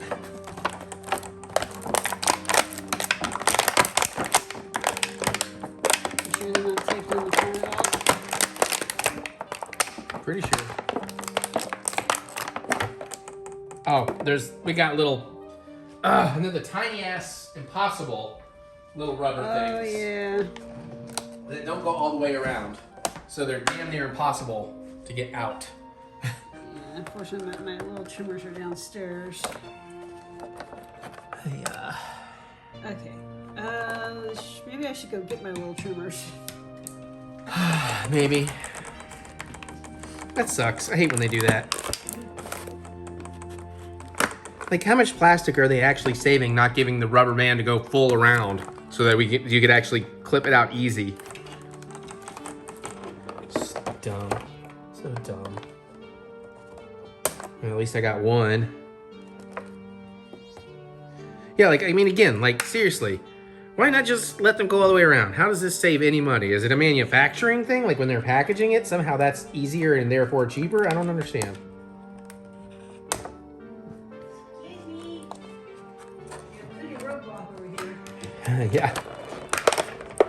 There we go. Okay, I got one out. I got the... Well, here, you do it, because my bandage is also causing me a bit of an issue. 8 minutes and cool down. Well, we're just cooling down too, so if we're a little late, it's fine. I just hungry. Okay, that... Unless there's one hiding up here because of her other stuff.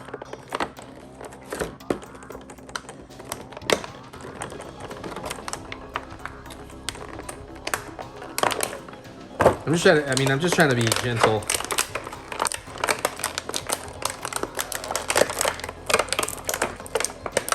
There we go. I'm just gonna get these hands out, throw these hands. Jesus, this one I cannot get that. Remember toys used to be easy to open? Don't be getting ahead of yourself too much. I want to see. Show them something. Okay, fine. You're right. Very soft plastic on the skirt. Yeah. Sure it's not a rubber? Yeah, probably. There we go. Her legs have a certain amount of swivelingness. Oh yeah, these are... The joints are a little soft and a little... a little stiff.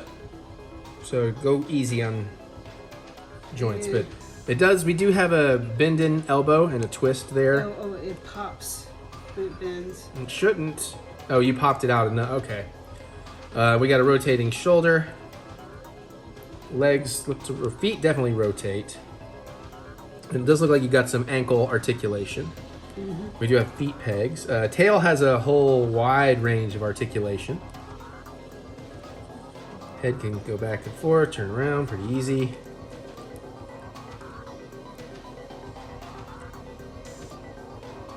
Yeah, that's really cool. A ball socket for the hands. Yeah. Well, that also makes sense because they're gonna pop out. Yeah.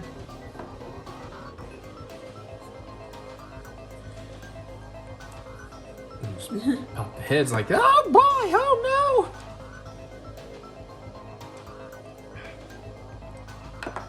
Damn it! I'm gonna have to redo the band edge. Did you get it on? Yeah, I think you got it on. Oh, I did. Yeah. No! No! No! Oh, come here, baby! Come here, baby! Oh boy! I do not consent for this. No, yeah. Now this is interesting because you got the Mickey on here and you got a lot of peg options. So I guess you could do all kinds of fun pegging of Mickey and Minnie. So they'll stand on the stands, very easy. Her hat does come off too if you need it to. Yeah, he's very top. They're so top heavy. That's cool. Oh, the head comes off? Uh-huh. Okay. Well, there's only one hat, that way you can have it on the other head too. Oh, yeah, that makes sense. There we go.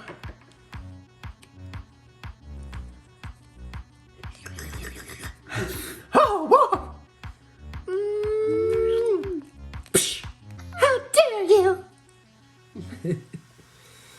Yeah, these are really great. I mean, for like $30, these are fantastic, actually. I'm not trying to perv, I'm trying to see. Oh, there is actually a bending joint in there too. Yeah.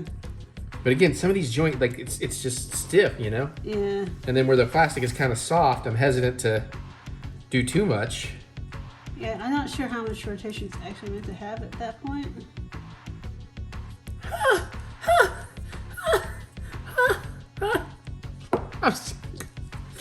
Listen, I'm a child at heart, but I'm also very much a pervert, and I was a pervert as a child.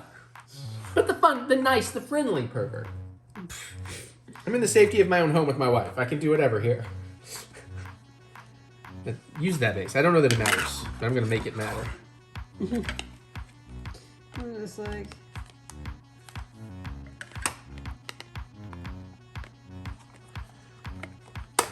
Just trying to figure out what's gonna be the best angle to make them kissy kiss. But yeah, these are very, very cool. I'm very happy with this. Yeah. Okay, come make them piss. Yeah, you All do right. it. Yeah, I don't really know. I'm just putting things in Mickey's holes. Mickey's holes. Everybody loves a Mickey's hole. I'm not sure. I'm sure there's a stand setting that'll allow them to be kissy. But instead, we'll just make them go. Mwah, mwah, mwah, mwah, mwah. So very, very cool. Yeah, they're just on their feet in that picture. And you can make them hold hands and all kinds of cool stuff. So, yeah. Oh, that's so cool. It's just like me and you. Yeah. Just a little less adventures. A little less wild adventures. At least I'm not walking our dog in space. At least we don't have a dog. Yeah. That Potato Land incident was something, though. All right, there's more vlog to be had. I want my damn quiche. We'll be back. Hey, we're watching Spookies. It's a very confusing Using movie. I'm very confused because we're not talking about spookies. Oh, we're not. Fuck this. I'm out. All right, we'll talk about Pixar Disney's Elemental instead. How about that? Yeah, since Right. it's one of the Golden Globe nominees, we finally watched it. Yeah, we watched it before the Golden Globes, and then we totally forgot to watch the Golden Globes, and then everything got spoiled on Twitter before I could even think about it. So Who won the Golden Globe? The animation? Boy and the Heron. Okay, I'm good with that. Yeah, that was my second choice. I kind of wanted to give it to Spider-Man a little bit more, but Boy and Heron was right there with it. There's also a picture of Harrison Ford out at the Golden Globes holding an actual live action prop of the chair from Suzume. Oh. So that's kind of cute. It's like, oh, is he an anime guy? He loves it. That's pretty cool. Maybe he was a voice in the American cast. I don't know. We watched the dub or sub. So Yeah. Anyways, Elemental. So real quick, let me just give you my quick thoughts, and then I'll tell you why it took us so long to watch it. It's kind of one and the same. At the end of the day, I really, really liked this. And I think the problem was the trailers. She loves butts. The trailers very much undersold the movie, but I had a really good time with this. Maybe not the best Pixar movie ever, but far from the worst and very enjoyable. And I was charmed all the way through and never bored. Yeah, it's very pretty. Didn't break my brain like ours did. I mean, there's plenty of things to nitpick and pick apart, but like you have like sentient elements, and then you have the actual elements. So like, how do the tree people feel about fire people, eating wood? Yeah, it's sort of like the thing. It's sort of like the thing in Cars 2 when like the cars ride inside a sentient airplane. So I'm like, are they peeing inside a living being? And what happens to that pee? Cause anyways. Yeah. But yeah, I think that is the real problem. Is this was the first Pixar movie that went to theaters that Mary and I did not go see in theaters. I think at one point we had tickets, and it's just one of those movies we weren't hyped enough on, and something came up, so we're like, yeah, we can cancel. And yeah, I don't know if we were sick that time or something, but I don't know if it was we were sick or something else had come out that we wanted to see more. Probably. And again, I say it's the trailers, because the trailers made it look so standard and generic, and like it's like, oh, it's just only about world building, and even that didn't look that great from the trailers. Because you're also talking about world breaking things, and this is in the trailer, like the walking through the fence thing. Even the movie kind of makes fun of itself for some of that. Like, why do we even bother with these things? But what I ended up getting was something that was, yes, sure, it is basically a story we have seen before, but it was told way better than the trailers made me think it was going to be told. The characters were way more interesting and lovable and memorable than the trailers led me to believe. And the world building and city design, now she can get on yours, I'm not letting her on mine, she'll never get off. Oh, here comes the butthole again. And city design was way more than the trailers. Oh no, she's sitting on your head. Oh, she wants the plants. She just sees you as a... There's no plants up there, honey. She sees the garland. She's just surveying now. She's like, can I get up there? Can I get up to the higher place? Do not.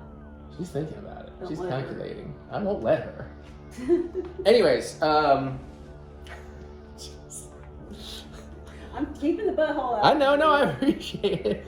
So anyways, yeah, I mean, I was really thrilled. I like that world. If they did a world like that in a Disney park, I would be thrilled to check it out.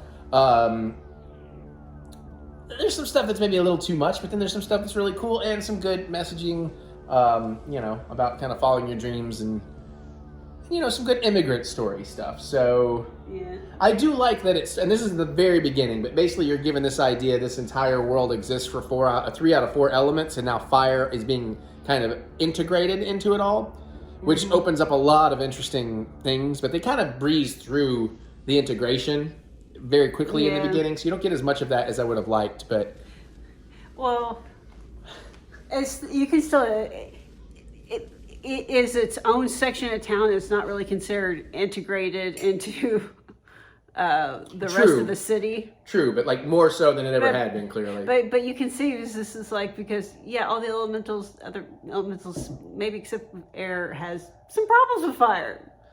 Yeah.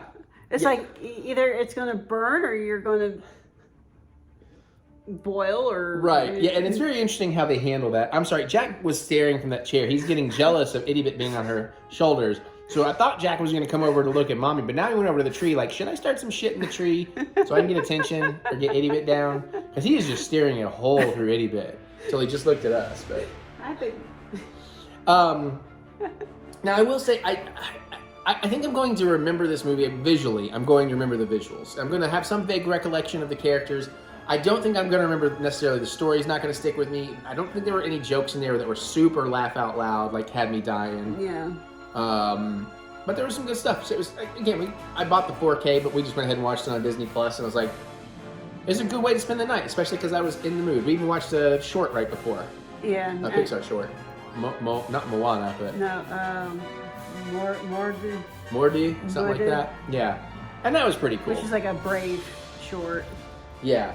Sorry, I'm just remembering how black your sweatshirt used to be back here.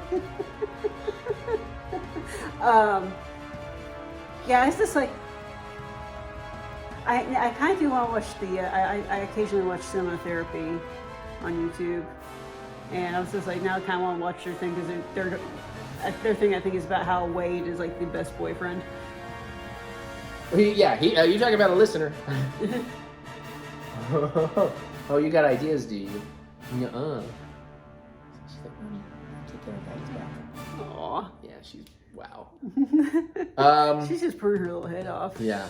I don't really think I have much more to say about it, honestly. It's not because of the distraction of Itty Bit. It's just, that's pretty much how I felt. I liked it a lot more than I thought I was gonna. Yeah, same. At the same time, I was like, yeah, I think I've liked, there's been some more recent stuff I liked more. Like Soul. Is she gonna watch her hit the button? That'd be hilarious. It's like, time to hit the button. Shut up and come cuddle me. It's enough vlog for today. Y'all have been vlogging for the last 3 hours. Itty Bit, we only have 2 segments left with me and your mommy to film and 1 with me, and then we can all hang out and watch some AGT Fantasy League. Well, she's gonna slide. You are not bent that well. All right, we're gonna go. We'll talk about some more stuff. What if Mary and I talked about a Marvel Disney Plus show here instead of on the membership side? What if we start doing that for Star Wars at the end of the seasons? I'll give you something else on the membership side. What if that's what I'm going to do regardless of what you say? Because as Mary can attest, what if I had always gotten really, really annoyed by having to review individual episodes afterwards because I just want to fucking enjoy them? Well, then you would have this. What if we also had to talk spoilers? Because how the fuck else do you talk about this without spoilers? Yeah, because as soon as you're bringing up the premise alone, it kind of feels like a spoiler. Yeah, so this is going to be spoilers. If you have not watched What If Season 2 or Season 1, because we may have to reference some Season 1 stuff. No guarantees either way. You want to use the time codes, either the skip in the red bar or go into the description and just click on past this. Come back, watch it when you're ready. But we definitely going to talk some spoilers. And I want to keep this brief, too. I don't want to do 20 minutes either. So, Episode 1, what if Marvel did Blade Runner? Yes, with an amazing cast and an amazing story. And I was enthralled with Episode 1. And honestly, even though it was very, very clearly like ripping off, not even homaging, ripping off Blade Runner in designs and attitude, it was a great, unique, interesting, original Marvel story. And you could have spread that out to like 90, because of the characters you get together and their interactions and everything, you could have spread that out. I could have, if you make a 90-minute movie like that, people will be excited about Marvel movies again. Yeah. In general, I'm talking the general audiences. Obviously, we're still fully on board. But I see the numbers. You know, people aren't as interested as they were. But it was so fantastic. good. Yeah, and spoiler, all the Howard the Duck stuff we get in there is amazing. And Korg, and his greatest nemesis, Paper. And that one bit when, was it Meep? Or what's Meep, I think it's Meep. You know who we're talking about. Meep, who's like scissors, and Korg is rock. And who is Paper? Oh, Groot was Paper. And they're all playing rock, paper, scissors. Those are like their code names, I think. That was also their code names. Yeah, that was so good. And honestly, I didn't even see the villainous twist come until it like came. And I was like, wow, okay, yeah. I'm in. And then Gamora is so fucking good. Not Gamora, but Nebula is so fucking good in that episode. So I love Episode 1. Episode 2 is what if... Oh, Quill. Yeah, Quill. What if Yondu actually gave Peter Quill to... Ego. And then Quill came back. Yeah.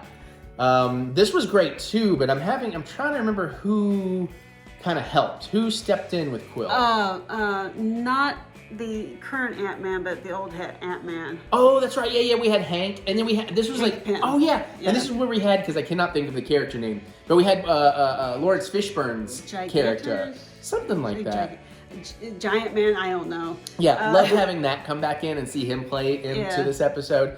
And it was sweet and it was cool. And I think we also had an older Captain Carter? She might have popped up in that one, but I don't... Oh, yeah. I think we had like, because she was yelling in the SHIELD offices or something. Yeah. Some of this is going to blend together for us, and it's been a few weeks since we've seen it. Oh, and Thor showed up.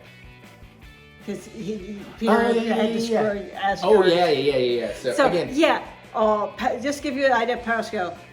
Peter Quinn destroyed Asgard. Quill. Yeah, destroyed Asgard. Peter Quill. Also, I do wonder if we're getting a little too detailed going episode by episode. Well, we're like almost 4 minutes in, 2 episodes. Okay, fine. But anyways, it all ends happily ever after. Yeah, it was very, very cool. But it also feels like the sort of thing that they may do another episode next season. Could be, yeah. Because I do like when they continue some of these stories. And episode 3 was so great. The Christmas episode, Christmas Eve episode. What if Marvel did Die Hard? Yeah, Happy Hogan. And it's clearly Die Hard. There's so many just there's the obvious stuff, but then like if you're a super fan of the movie, there's so many little subtleties too. Like the whole Reginald Rel Jackson, whatever. Darcy's on the phone like, "Am I your Rel Jackson or whatever?" And you do the thing where you hear the gunfire and it's like her in the foreground coming out of a shop, and you looks off and the focus shifts to seeing the flashing gunflower lights in the tower. Like I was like, oh man, there's just so many cool little touches there. And then the whole Hulk serum thing with Happy and how it all ends. So much fun. And fucking Sam Rockwell back. I think it was actually Sam Rockwell. Back as was it Hammer? Hammer, Justin Hammer. Every bit of that was so great. Even giving him kind of the whole Hans ending. Yeah. It was so much fucking fun. Yeah. And they were showing up for the party at the end. Oh, and the codename things with Darcy. Oh, yeah. And just all the Darcy stuff was always super fun too. And then what if Iron Man did Death Race? Yeah, pretty much. What if Iron Man took the spot of Thor? I guess was it Thor? Was he? Yeah. For Thor Ragnarok. And wow. Yeah. So much fun. And that's where we get the Gamora that you actually have in that big multiverse ending episode from the first season. That's right. This was like the one that was supposed to be for last year, and they moved it to this year. Yeah. Who else did we get in that? I can't focus Valkyrie. on it. Yeah, Valkyrie was in it. She was pretty cool in it. And then of course we had Jeff Goldblum as it's just showing all the other stuff. Yeah. The Game Master. Yeah. And I did love the race. The race was so fun. Grandmaster. Very Speed Racer. Made me want to go rewatch the Wachowski Speed Racer, which, where is my 4K of that, by the way? Yeah. God, such an underrated movie. It had some, again, great backgrounds and designs. Background characters. The car designs. Yeah. Like, was it the giant one that would suck in cars and use them as bullets to... That was fun. Yeah. There was a lot of cool stuff in that. So that was a pretty silly, just little side fun one. We get moving on. We get what if Captain Carter fought the Hydra Stomper? That was awesome. Kind of redoing Captain America: Civil War. Yes. I thought they'd go further with that than they did, because I thought we might still do the whole Hydra has infiltrated S.H.I.E.L.D. twist and go through all that with the different thing. Yeah. So super spoilers on that one.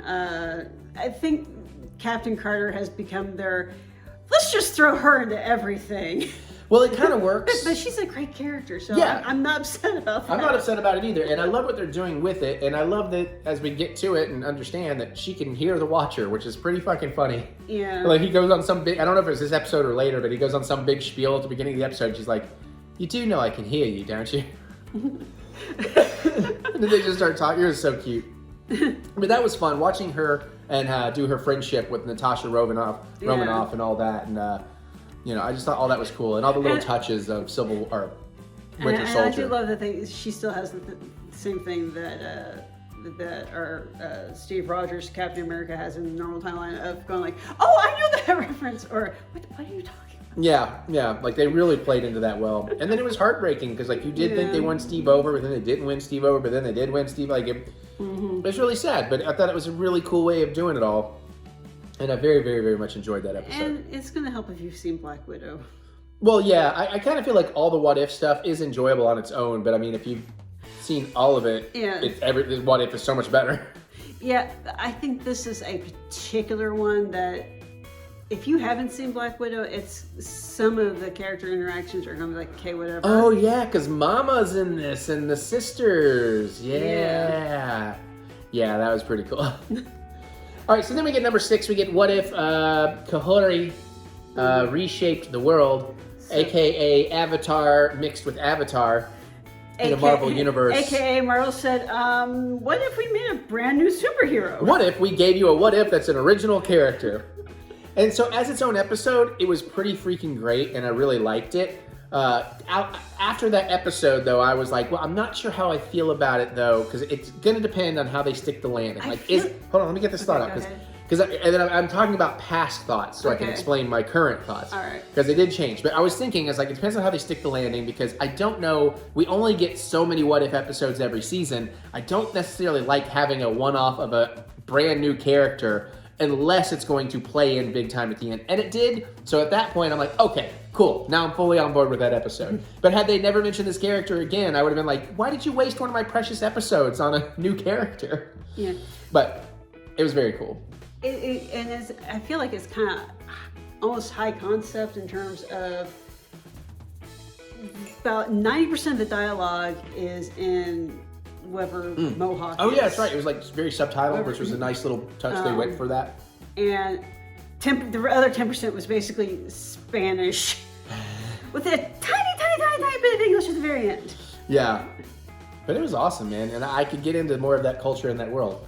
Yeah. All right, we're almost there. We got 3 more. What if, Hella found the 10 rings? Yes. All of that was so cool. And that's another one that I think would be the kind of thing that would make for really interesting. If Marvel is looking to kind of revamp what they're doing with their movies and want to get back to focusing on interesting stories first, they really should look at what the What If team is doing, because I think that's another one that you could have. This one, like the first one with Nebula, I think it's really just about giving more scenes to the characters to flesh it out. This one, you might need to add in an extra element or something in the story, but overall, I thought the concept, the setup, and it was. I would have liked to have spent more time with the developing relationship between Hela and the guy with the 10 rings. Yeah, I can't remember his name. I know. It's not Shang-Chi, obviously, but... Shang-Chi's dad. Yeah. What if Shang-Chi's mom was Hela? Yeah, that would have been interesting. But all of that was so cool, and I would have loved to see. And I love, too, that, she came down boasting to the whole army, like, oh, yeah, come at me, bro. And then there's that brief little bit of time where she has her ass handed to her, and you're thinking like, oh, okay, yeah, she's going to have to get humble and all that. But no, she's like, oh, no, it'll hit a girl. She just shifted her approach, like, wow, it still whoops everybody's ass. She just had to readjust how she was going to do it. But I thought that was really fun. It was just this moment, oh, bother. Yeah. I don't seem to have my powers anymore. But I do love that she played like, oh, I'm just a poor defenseless girl. Yeah. And then the guys were like, boss. She's like, dummy, boop. Yeah. But yeah, that was a great episode. That was a lot of fun. So then we get number 8. What if the Avengers assembled in 1602? Which is where we get back to like, let's put Captain Carter into everything. Oh yeah, well now we're on to the end game here because which was pretty cool. I like the idea of this kind of Thor that didn't know better, so he was it Thor or was it who was the main king? It was Hela. Became Thor, right? And then she got sucked into the whatever, and then became Thor. Yeah. Yeah, and then Thor was getting grumpy with Captain Carter. Fury. Fury, yeah. And I like how Fury was like, well, you have your mission, because he knew Carter was hanging outside the window. That was cute. Yeah, and you have the watcher the entire time going, Carter, honey, you're not supposed to be here. This is a doomed timeline. He's like, you want out? She's like, no, I'm going to fix it. It's what I do. It's like, okay. And he was wrong, because he kept doubting her, and I don't know that she fixed it per se. Well, no, she did kind of fix it, didn't she? She found out what was causing the problem. Poor baby. Yeah. She just can't catch a break. Yeah. But it made for some great storytelling and some very interesting visualization. So then we go on to the end. What if Strange Supreme intervened? Which was a wonderful bait and switch episode. Yeah. Yeah. And kind of a nice replay in a different variety on our earlier season 1 Doctor Strange episodes. But yeah, I like the Strange was collecting. That was cool. I love at the end, I'm jumping right to the end because that's what I'm remembering off the top of my head, is how she took the Killmonger Infinity armor. Yeah. And the sword or whatever, and her shield, she just, all the powers were thrown her way while Kihori or whatever her name is holding it together for her. Yeah. So she can handle the power and whatnot. Yeah, that was... Yeah, it definitely made Kiori's episode worth it just for what she did in this episode. Yeah, that's what I was saying. It's okay, they paid her episode is fine on its own. It right. didn't necessarily need a payoff, but what they did with her was not. Well, like I said, my only complaint with it was, why would you waste one of my precious favorite things if you didn't need to? But you gotta love the fact that with all the people in the balance, they're going we can't do jack shit. Check our weapons. Do something. Yeah, yeah. Oh yeah, Hela's crown was all that. Yeah. That was really, really cool. Yeah. And what a cool little moment too, oh shit, yeah. We're gonna disappear, but our shit ain't. Go for it. It felt very Dungeons and Dragons in a way. Somebody roll a critical 20 or a natural 20 or whatever. Yeah. She got all the loot. And then I guess I guess she went back to her time and... Actually, no, she didn't. Yeah, I'm trying to remember how it ended.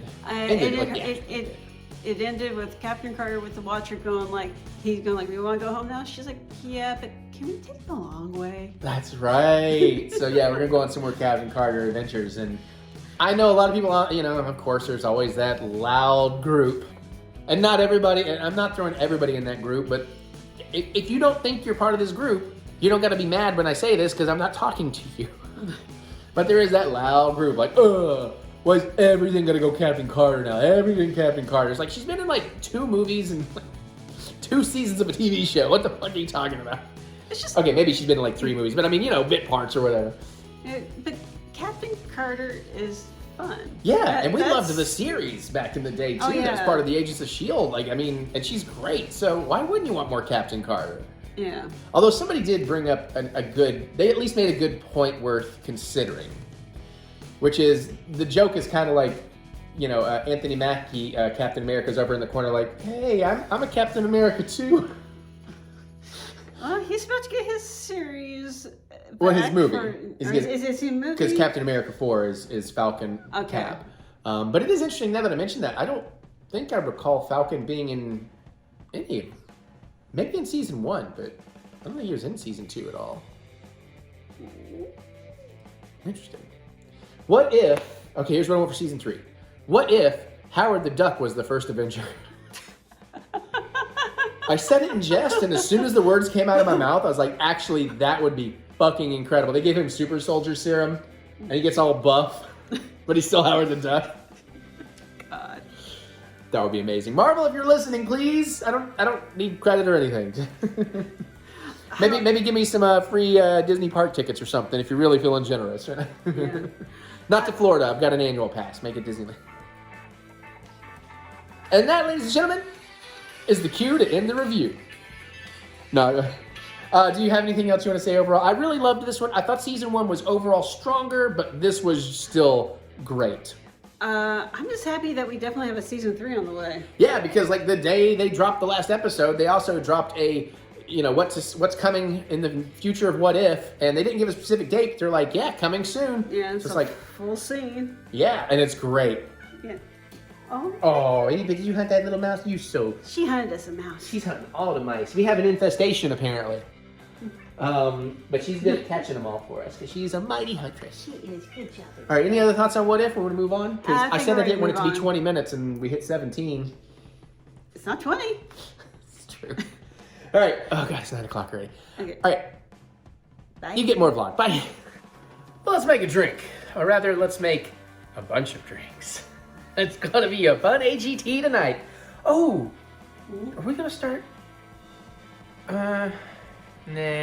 Maybe when the real AGT season comes back. This one's not worth bitching about. It's actually been really good because it's like this fantasy thing where it's like incredible amount of talent. Yeah. Okay, so we're gonna make Strawberry Mimosas, a nice brunch drink to go with a nice brunchy dinner.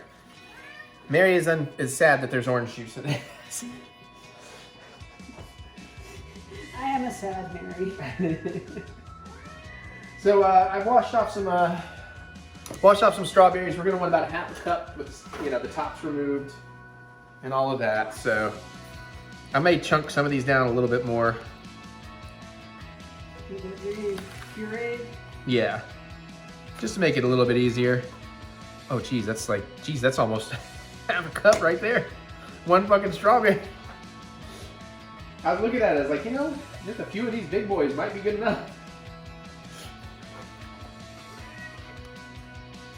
Because if you have a lot, because they're so big, if you have a lot of dead space in there, you may need to just throw in a little extra. Well, that was my plan. That's why I was trying to, you know, that's why I rinsed off a few extra strawberries. And now I can just get a little more generous with the top chop here. Maybe. Where'd you go? And again, I doubt this is a, oh, you must have this 100% perfect style recipe. Like, if it's a little more strawberry, that's fine. I would consider this more of a peeling knife situation. Yeah, well, I was going to be using this knife for the oranges, and then it just kind of happened. Just accidentally happened. Yeah, just like, oh, let's go with this. This knife's right here. It was sort of insight in mind, if you will. Okay, I'm gonna say even with dead space, that's a pretty hefty half. So we'll go with that. Let me get rid of my tops here.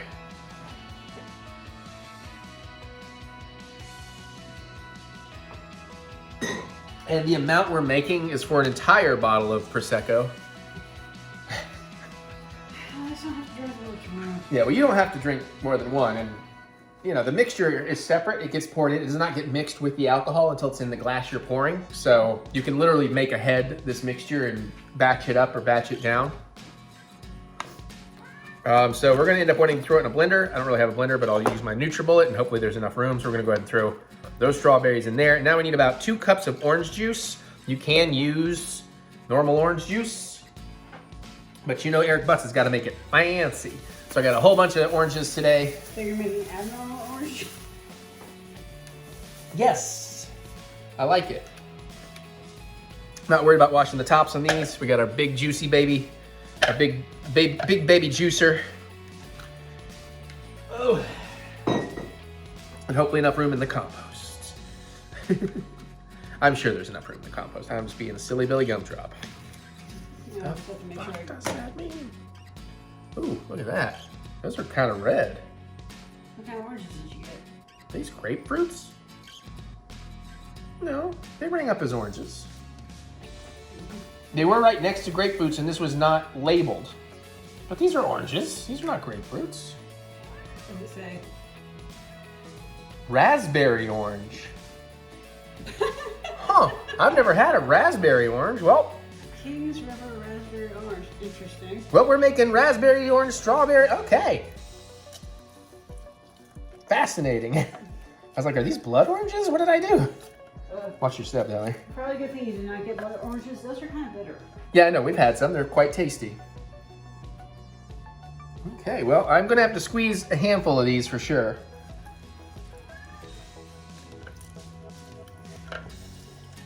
Sounds like great dad. That's fine. Mom, chicken. Yeah. Mom, stop paying attention to Daddy and get down with the chicken for me. Well, these are pretty juicy. Let's see what we actually yielded with one. Here's my measurement. Is that the cup side? I don't think, is that the cup side?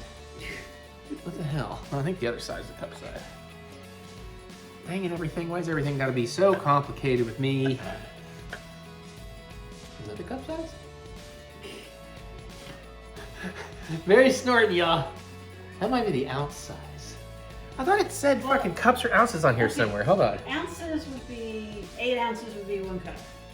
Yeah. So, how many ounces you got? Yeah, that makes sense. Okay, so I am looking at the ounce side because 16 looks across from 2 and I want 2 cups. We basically have to fill this thing. So I'm glad I bought a bunch of oranges, raspberry oranges. Did you just grab what was on sale or? Oh man, look at that. That does, it looks like a fucking blood orange. No, Mary, again, I told you, it was where the normal oranges are, right next to the organic oranges, and this had no tag. The next thing over was mandarin, and I was like, I know I didn't want mandarin. And there's a 10-ring stroke in there somewhere. Nobody wants the mandarin.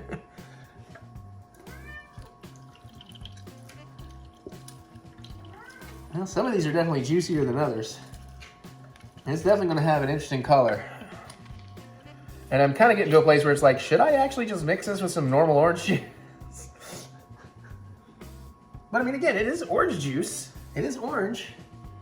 You might have to take a spoon when you're done and just try some directly just to see what the basic taste of that is. Yeah. Because even I'm curious. Well, we can lick the inside of one of these things here.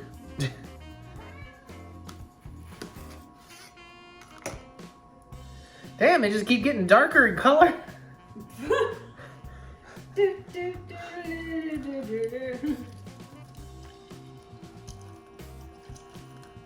Well, it's certainly going to make for a more visually interesting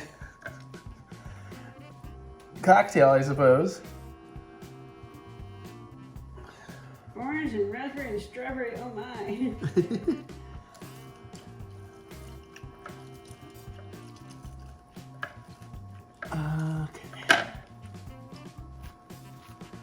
So what, we've done 3 of these now. And we've got about a cup. Yeah, 8 ounces, am I reading that correctly? Yeah, it's pretty much at the 8 ounce line. With 3 of those, well, I'm glad about 7.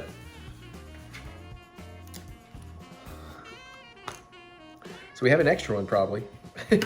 Maybe. Yeah, it depends on how juicy these are. All right, we're getting back to some of the lighter ones. It looks like the redder they are, the juicier they are. Sort of a Dr. DeBerry's favorite juice situation. Yes, in the literal sense. Well, that's how I pick my cherries. If you're doing I thought you were talking about my butthole. I don't know why I went with that. That was just the joke that happened in my brain. Okay, I think I need to get rid of some of this pulp though, so we have some room to squeeze some more juice. Thing is, how much juice do you have trapped in all that pulp? I know, that's what I was like, let me, You could get a spoon or something. yeah, that's what I was like, let me work that around a little bit.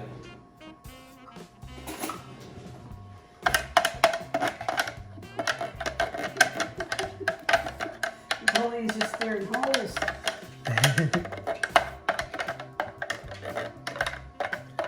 We're gonna be careful not to mush any pulp through, so it'll be a little delicate here. Did you want to try any of the pulp? I really dislike pulp. Oh, I'll try the pulp so I get the flavor. Just so I can get a taste of what this is like. Interesting. It is kind of like a fucking slightly raspberry flavored orange.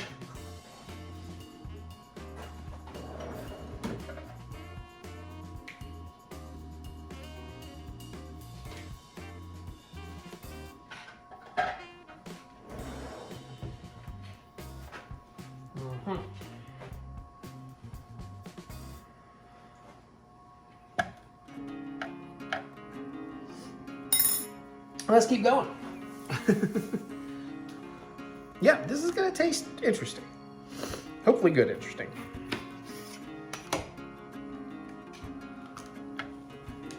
Ooh, splattered myself a little on that one.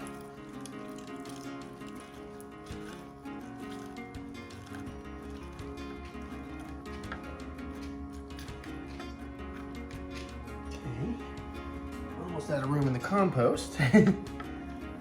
I gotta remember to take these stickers off. I might have left you a sticker in there. I just wasn't thinking. Yeah, those stickers really do not break down. Yeah, I know, that's why. Since I'm not gonna be able to fit them all in there, I'm gonna throw this one in here since it has a sticker on. Where are we at? All right, we're just shy of 14, so yeah, I think one more, pick the larger one. Or the squeezier one. This one seems juicier, we'll go with this boy.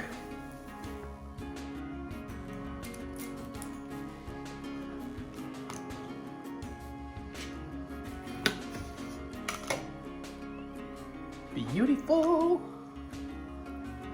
So you've been doing the rolling thing to loosen I don't know. I don't know that it really helps with these. I know it helps with limes and lemons. These are the juice is coming out real easy on these. I don't think it would work on any citrus. Yeah. Well, I mean, these things are practically whole, emptied shells at the end. So. So close. So since we got a little extra strawberry, actually, I think we're about to hit exactly 2 cups with 6 normal size oranges. Normal size raspberry oranges. I've never heard of that before. Yeah, neither have I. Fascinating. Okay, now for the real tricky part, because I need to plug up over near Mary. I think I got a plan. I just got to figure out how to get the camera around and make sure. Let me eyeball addresses. Is there an address on that label? Can I slide that up under your, you got it? Actually, let me grab my thing. Well, there's the thing. I'm touching it.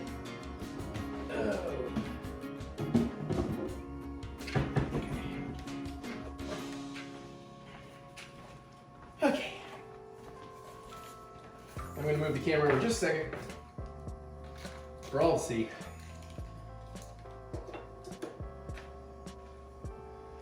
Come here, you're gonna be on camera. I'm gonna swoop around. I speak English good. That was a jack thing right there. Actually, I kind of made a slight mistake here. I should have done something where it would be a little safer to make a mess, but now we're gonna have to do it elsewhere.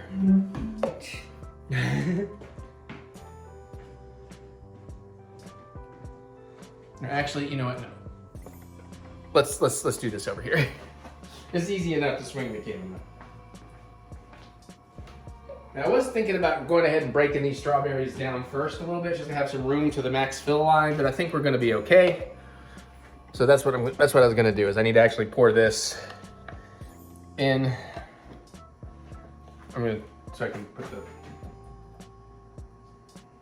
the, yeah, that is not what I expected for orange juice. Oh, it's gonna be a little pulpy. I don't really have, some of the pulp got through. That's fine. Okay. So this is pretty much straight up 2 cups. Actually, Yeah.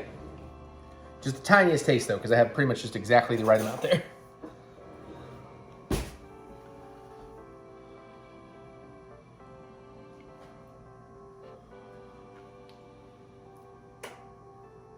Oh, she's making a, okay, not bad face. not bad. Growing on her. Probably better chilled, but. Oh yeah, there is that. At least the champagne, Prosecco is chilled. All right, we're just gonna pour it all in because I did drip a little on the outside. I think we're totally fine with the fill line. Or we're like right at it. Luckily I didn't drip that heavy. Okay, now where is the fill line? Oh, we're right at the fill line, so that's perfect. Yeah. A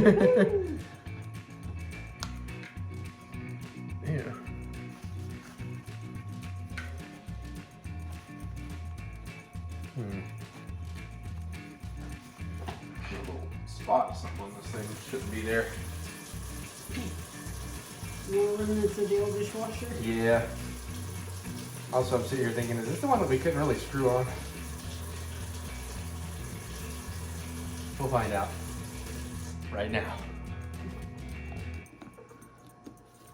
Nope, it's going. Okay, now we'll flop you back over to this thing.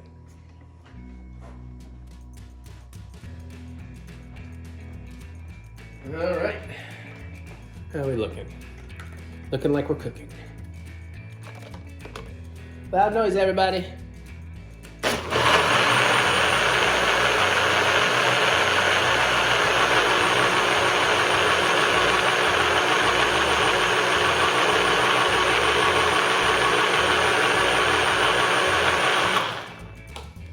That looks well blended.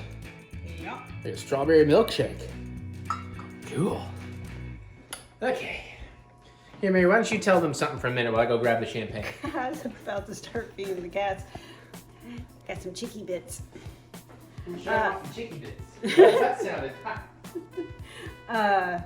So yeah, I've just been taking apart a roast chicken from Costco for my lunches and whatnot. And the boy is like, I need the chicken. I need all the chicken. So I make sure I set aside some little scraps for him. And Jack, just being very patient right now. And I don't know if you can see that Aaron's in the basket right there. He's so cute. You can kind of see, yeah, you can kind of sort of see him almost past the pillow. All right, enough of that bullshit. I'm just kidding. Finally, I'm free. So this is what we're gonna use. This is our cheap champagne, technically kind of a Prosecco. It's not from Champagne. It's like what, $15 a bottle, something like that. I don't remember exactly. It does recommend using one 25-ounce bottle of champagne, standard size. Either a Brut, this is a Brut, Cava, or a dry Prosecco are all good options. Chilled. Good, that's chilled.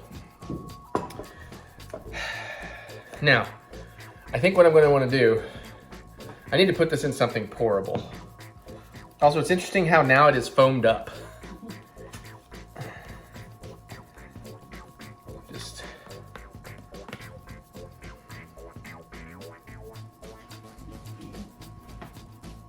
Come back with all my fingers.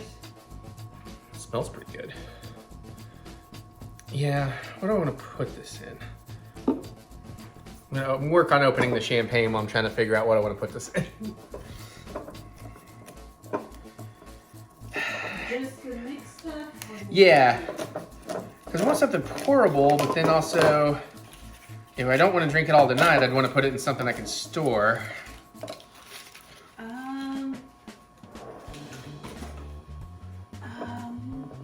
What do you think? You're all right, you got a minute.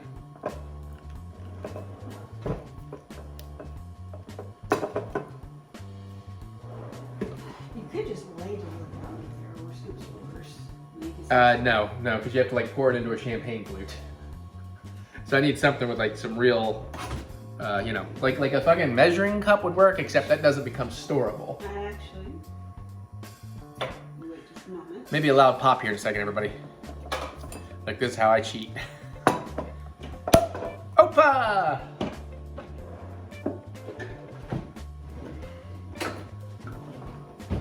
Okay. All right, let me get a champagne flute. I'll make yours separate here because I don't know if you're ready for one yet. I'll taste mine for now. Ta-da. Hold on, I'll look 1 second. Sure. All right. Ancient Tupperware for the rescue. Yeah. So I'm gonna go ahead and pour all the mixture into this. I guess we'll turn this down a little bit. All right. Okay, groovy. Whoa! Okay.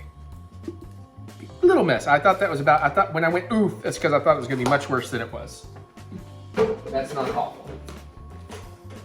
Minor casualty. Yeah, P.S. the strawberries behind you are fair game. They have been rinsed.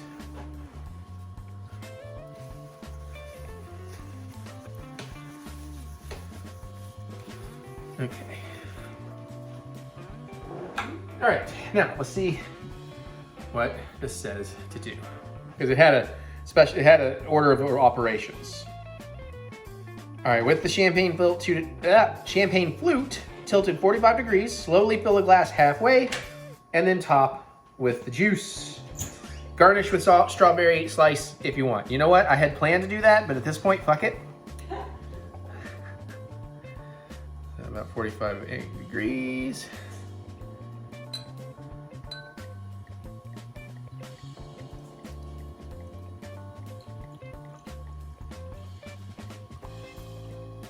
Ooh, that's more than halfway. I'm gonna take a little back out.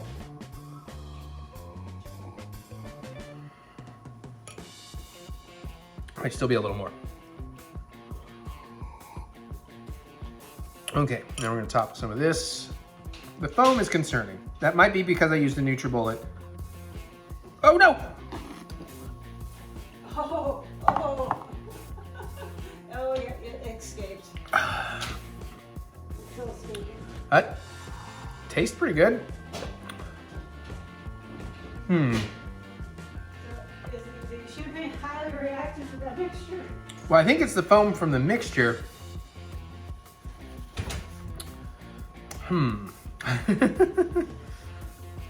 Did I just pour too fast? Possibly. I have to treat it like soda.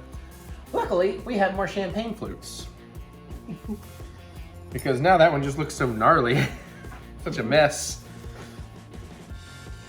Who knew this would be such an adventure? See, I picked mimosas and I'm like, Eric, you're being really lazy. That's like such a simple, easy thing to do. It's like, what if I had strawberries? I'm like, okay, but still kind of simplistic. But now it turns out I was right to suggest this as something of slight complication. I'll still drink this though. That's the glass that has that funky bottom. It looks vaguely pregnant at the bottom. Okay. Oh, except you will have to get a step ladder to get your food. Maybe. I don't know. We'll see if we can get one out there. We don't usually use more than 2 flutes. Okay, let's try this more correctly. Let's go a little lighter too. Let's.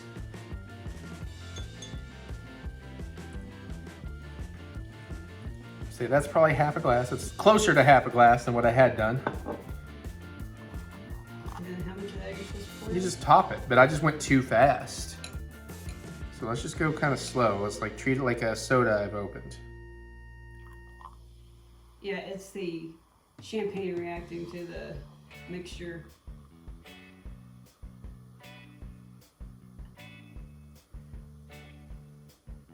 Oh, this is one where you really should have your camera doing a side-on view. I know.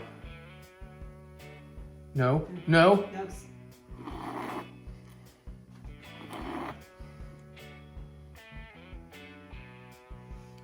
Stir it really hard. I'm gonna have to do that for every guest's glass. Now you're just gonna have to learn when you've hit critical mass. Mm-hmm. I'm not sure I would add more at this point. Well, it needs more for the right blend. I don't think that's quite right. Because I mean, it's gonna go down to like half the.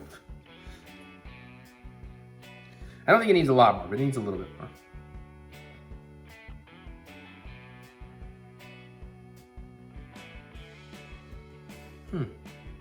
I guess it already expelled most of its. That makes sense. Stuff. Okay.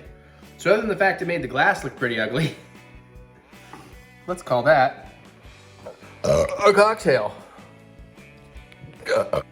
My knuckle hit the off button. All right, so I don't know how many of these I'm gonna drink because this is a pain in the ass. Let me give this a proper taste. You need to taste if you'd like. Okay. Make you one or not, whatever. That juice on its own may be pretty tasty, actually. Between, you know, the strawberry mixture in there. Mm-hmm.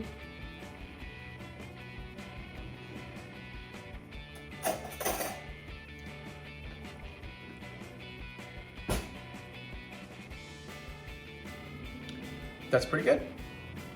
It's not, I get a little strawberry in the back.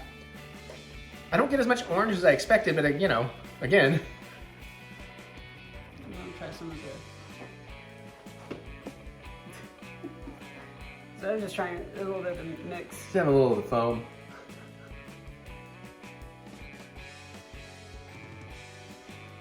I think I'm gonna like that better than your standard.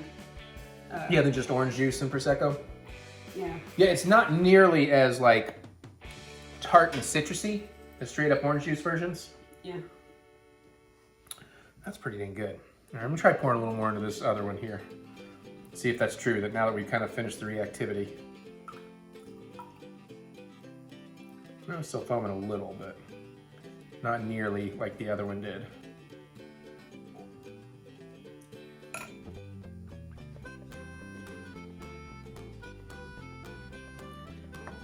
I'll just stick with this glass. I just need to wipe it off a little bit. It's not bad. I feel like that probably should be chilled as well. Yeah. Ooh. Try that one now. I feel like I got a pretty good blend of the champagne and juice. It's all right. As much as I want to like it, it's Okay. still not quite my jam. Yeah, fair, but also the oranges are definitely different. Well, I can make you regular, or you can just have a glass of Chompers if you'd like when you're ready to have something. I might have just a straight glass of Chompers, and if we put a lid on this and end up trying it again in the next couple of days, because I know we have a couple of other bottles. Yeah. Although I may drink more of it myself because it's pretty good, man. Yeah, I mean, and by all means, go for it. I don't know. Then again, calories. So you make a point. Okay, you're gonna drink the wine anyway, so. Well, no, the champagne was going to be in place of the wine for tonight. But it's fruit juice calories, so it's not quite as bad. Right. That's true. It is from fresh fruits. No added sugars. Dang, I got it. All right, here we go. Here we go, Eric. That's how you do it. Money for nothing and the chicks are for free. Sorry, I had to Tetris some things over there. All right, well.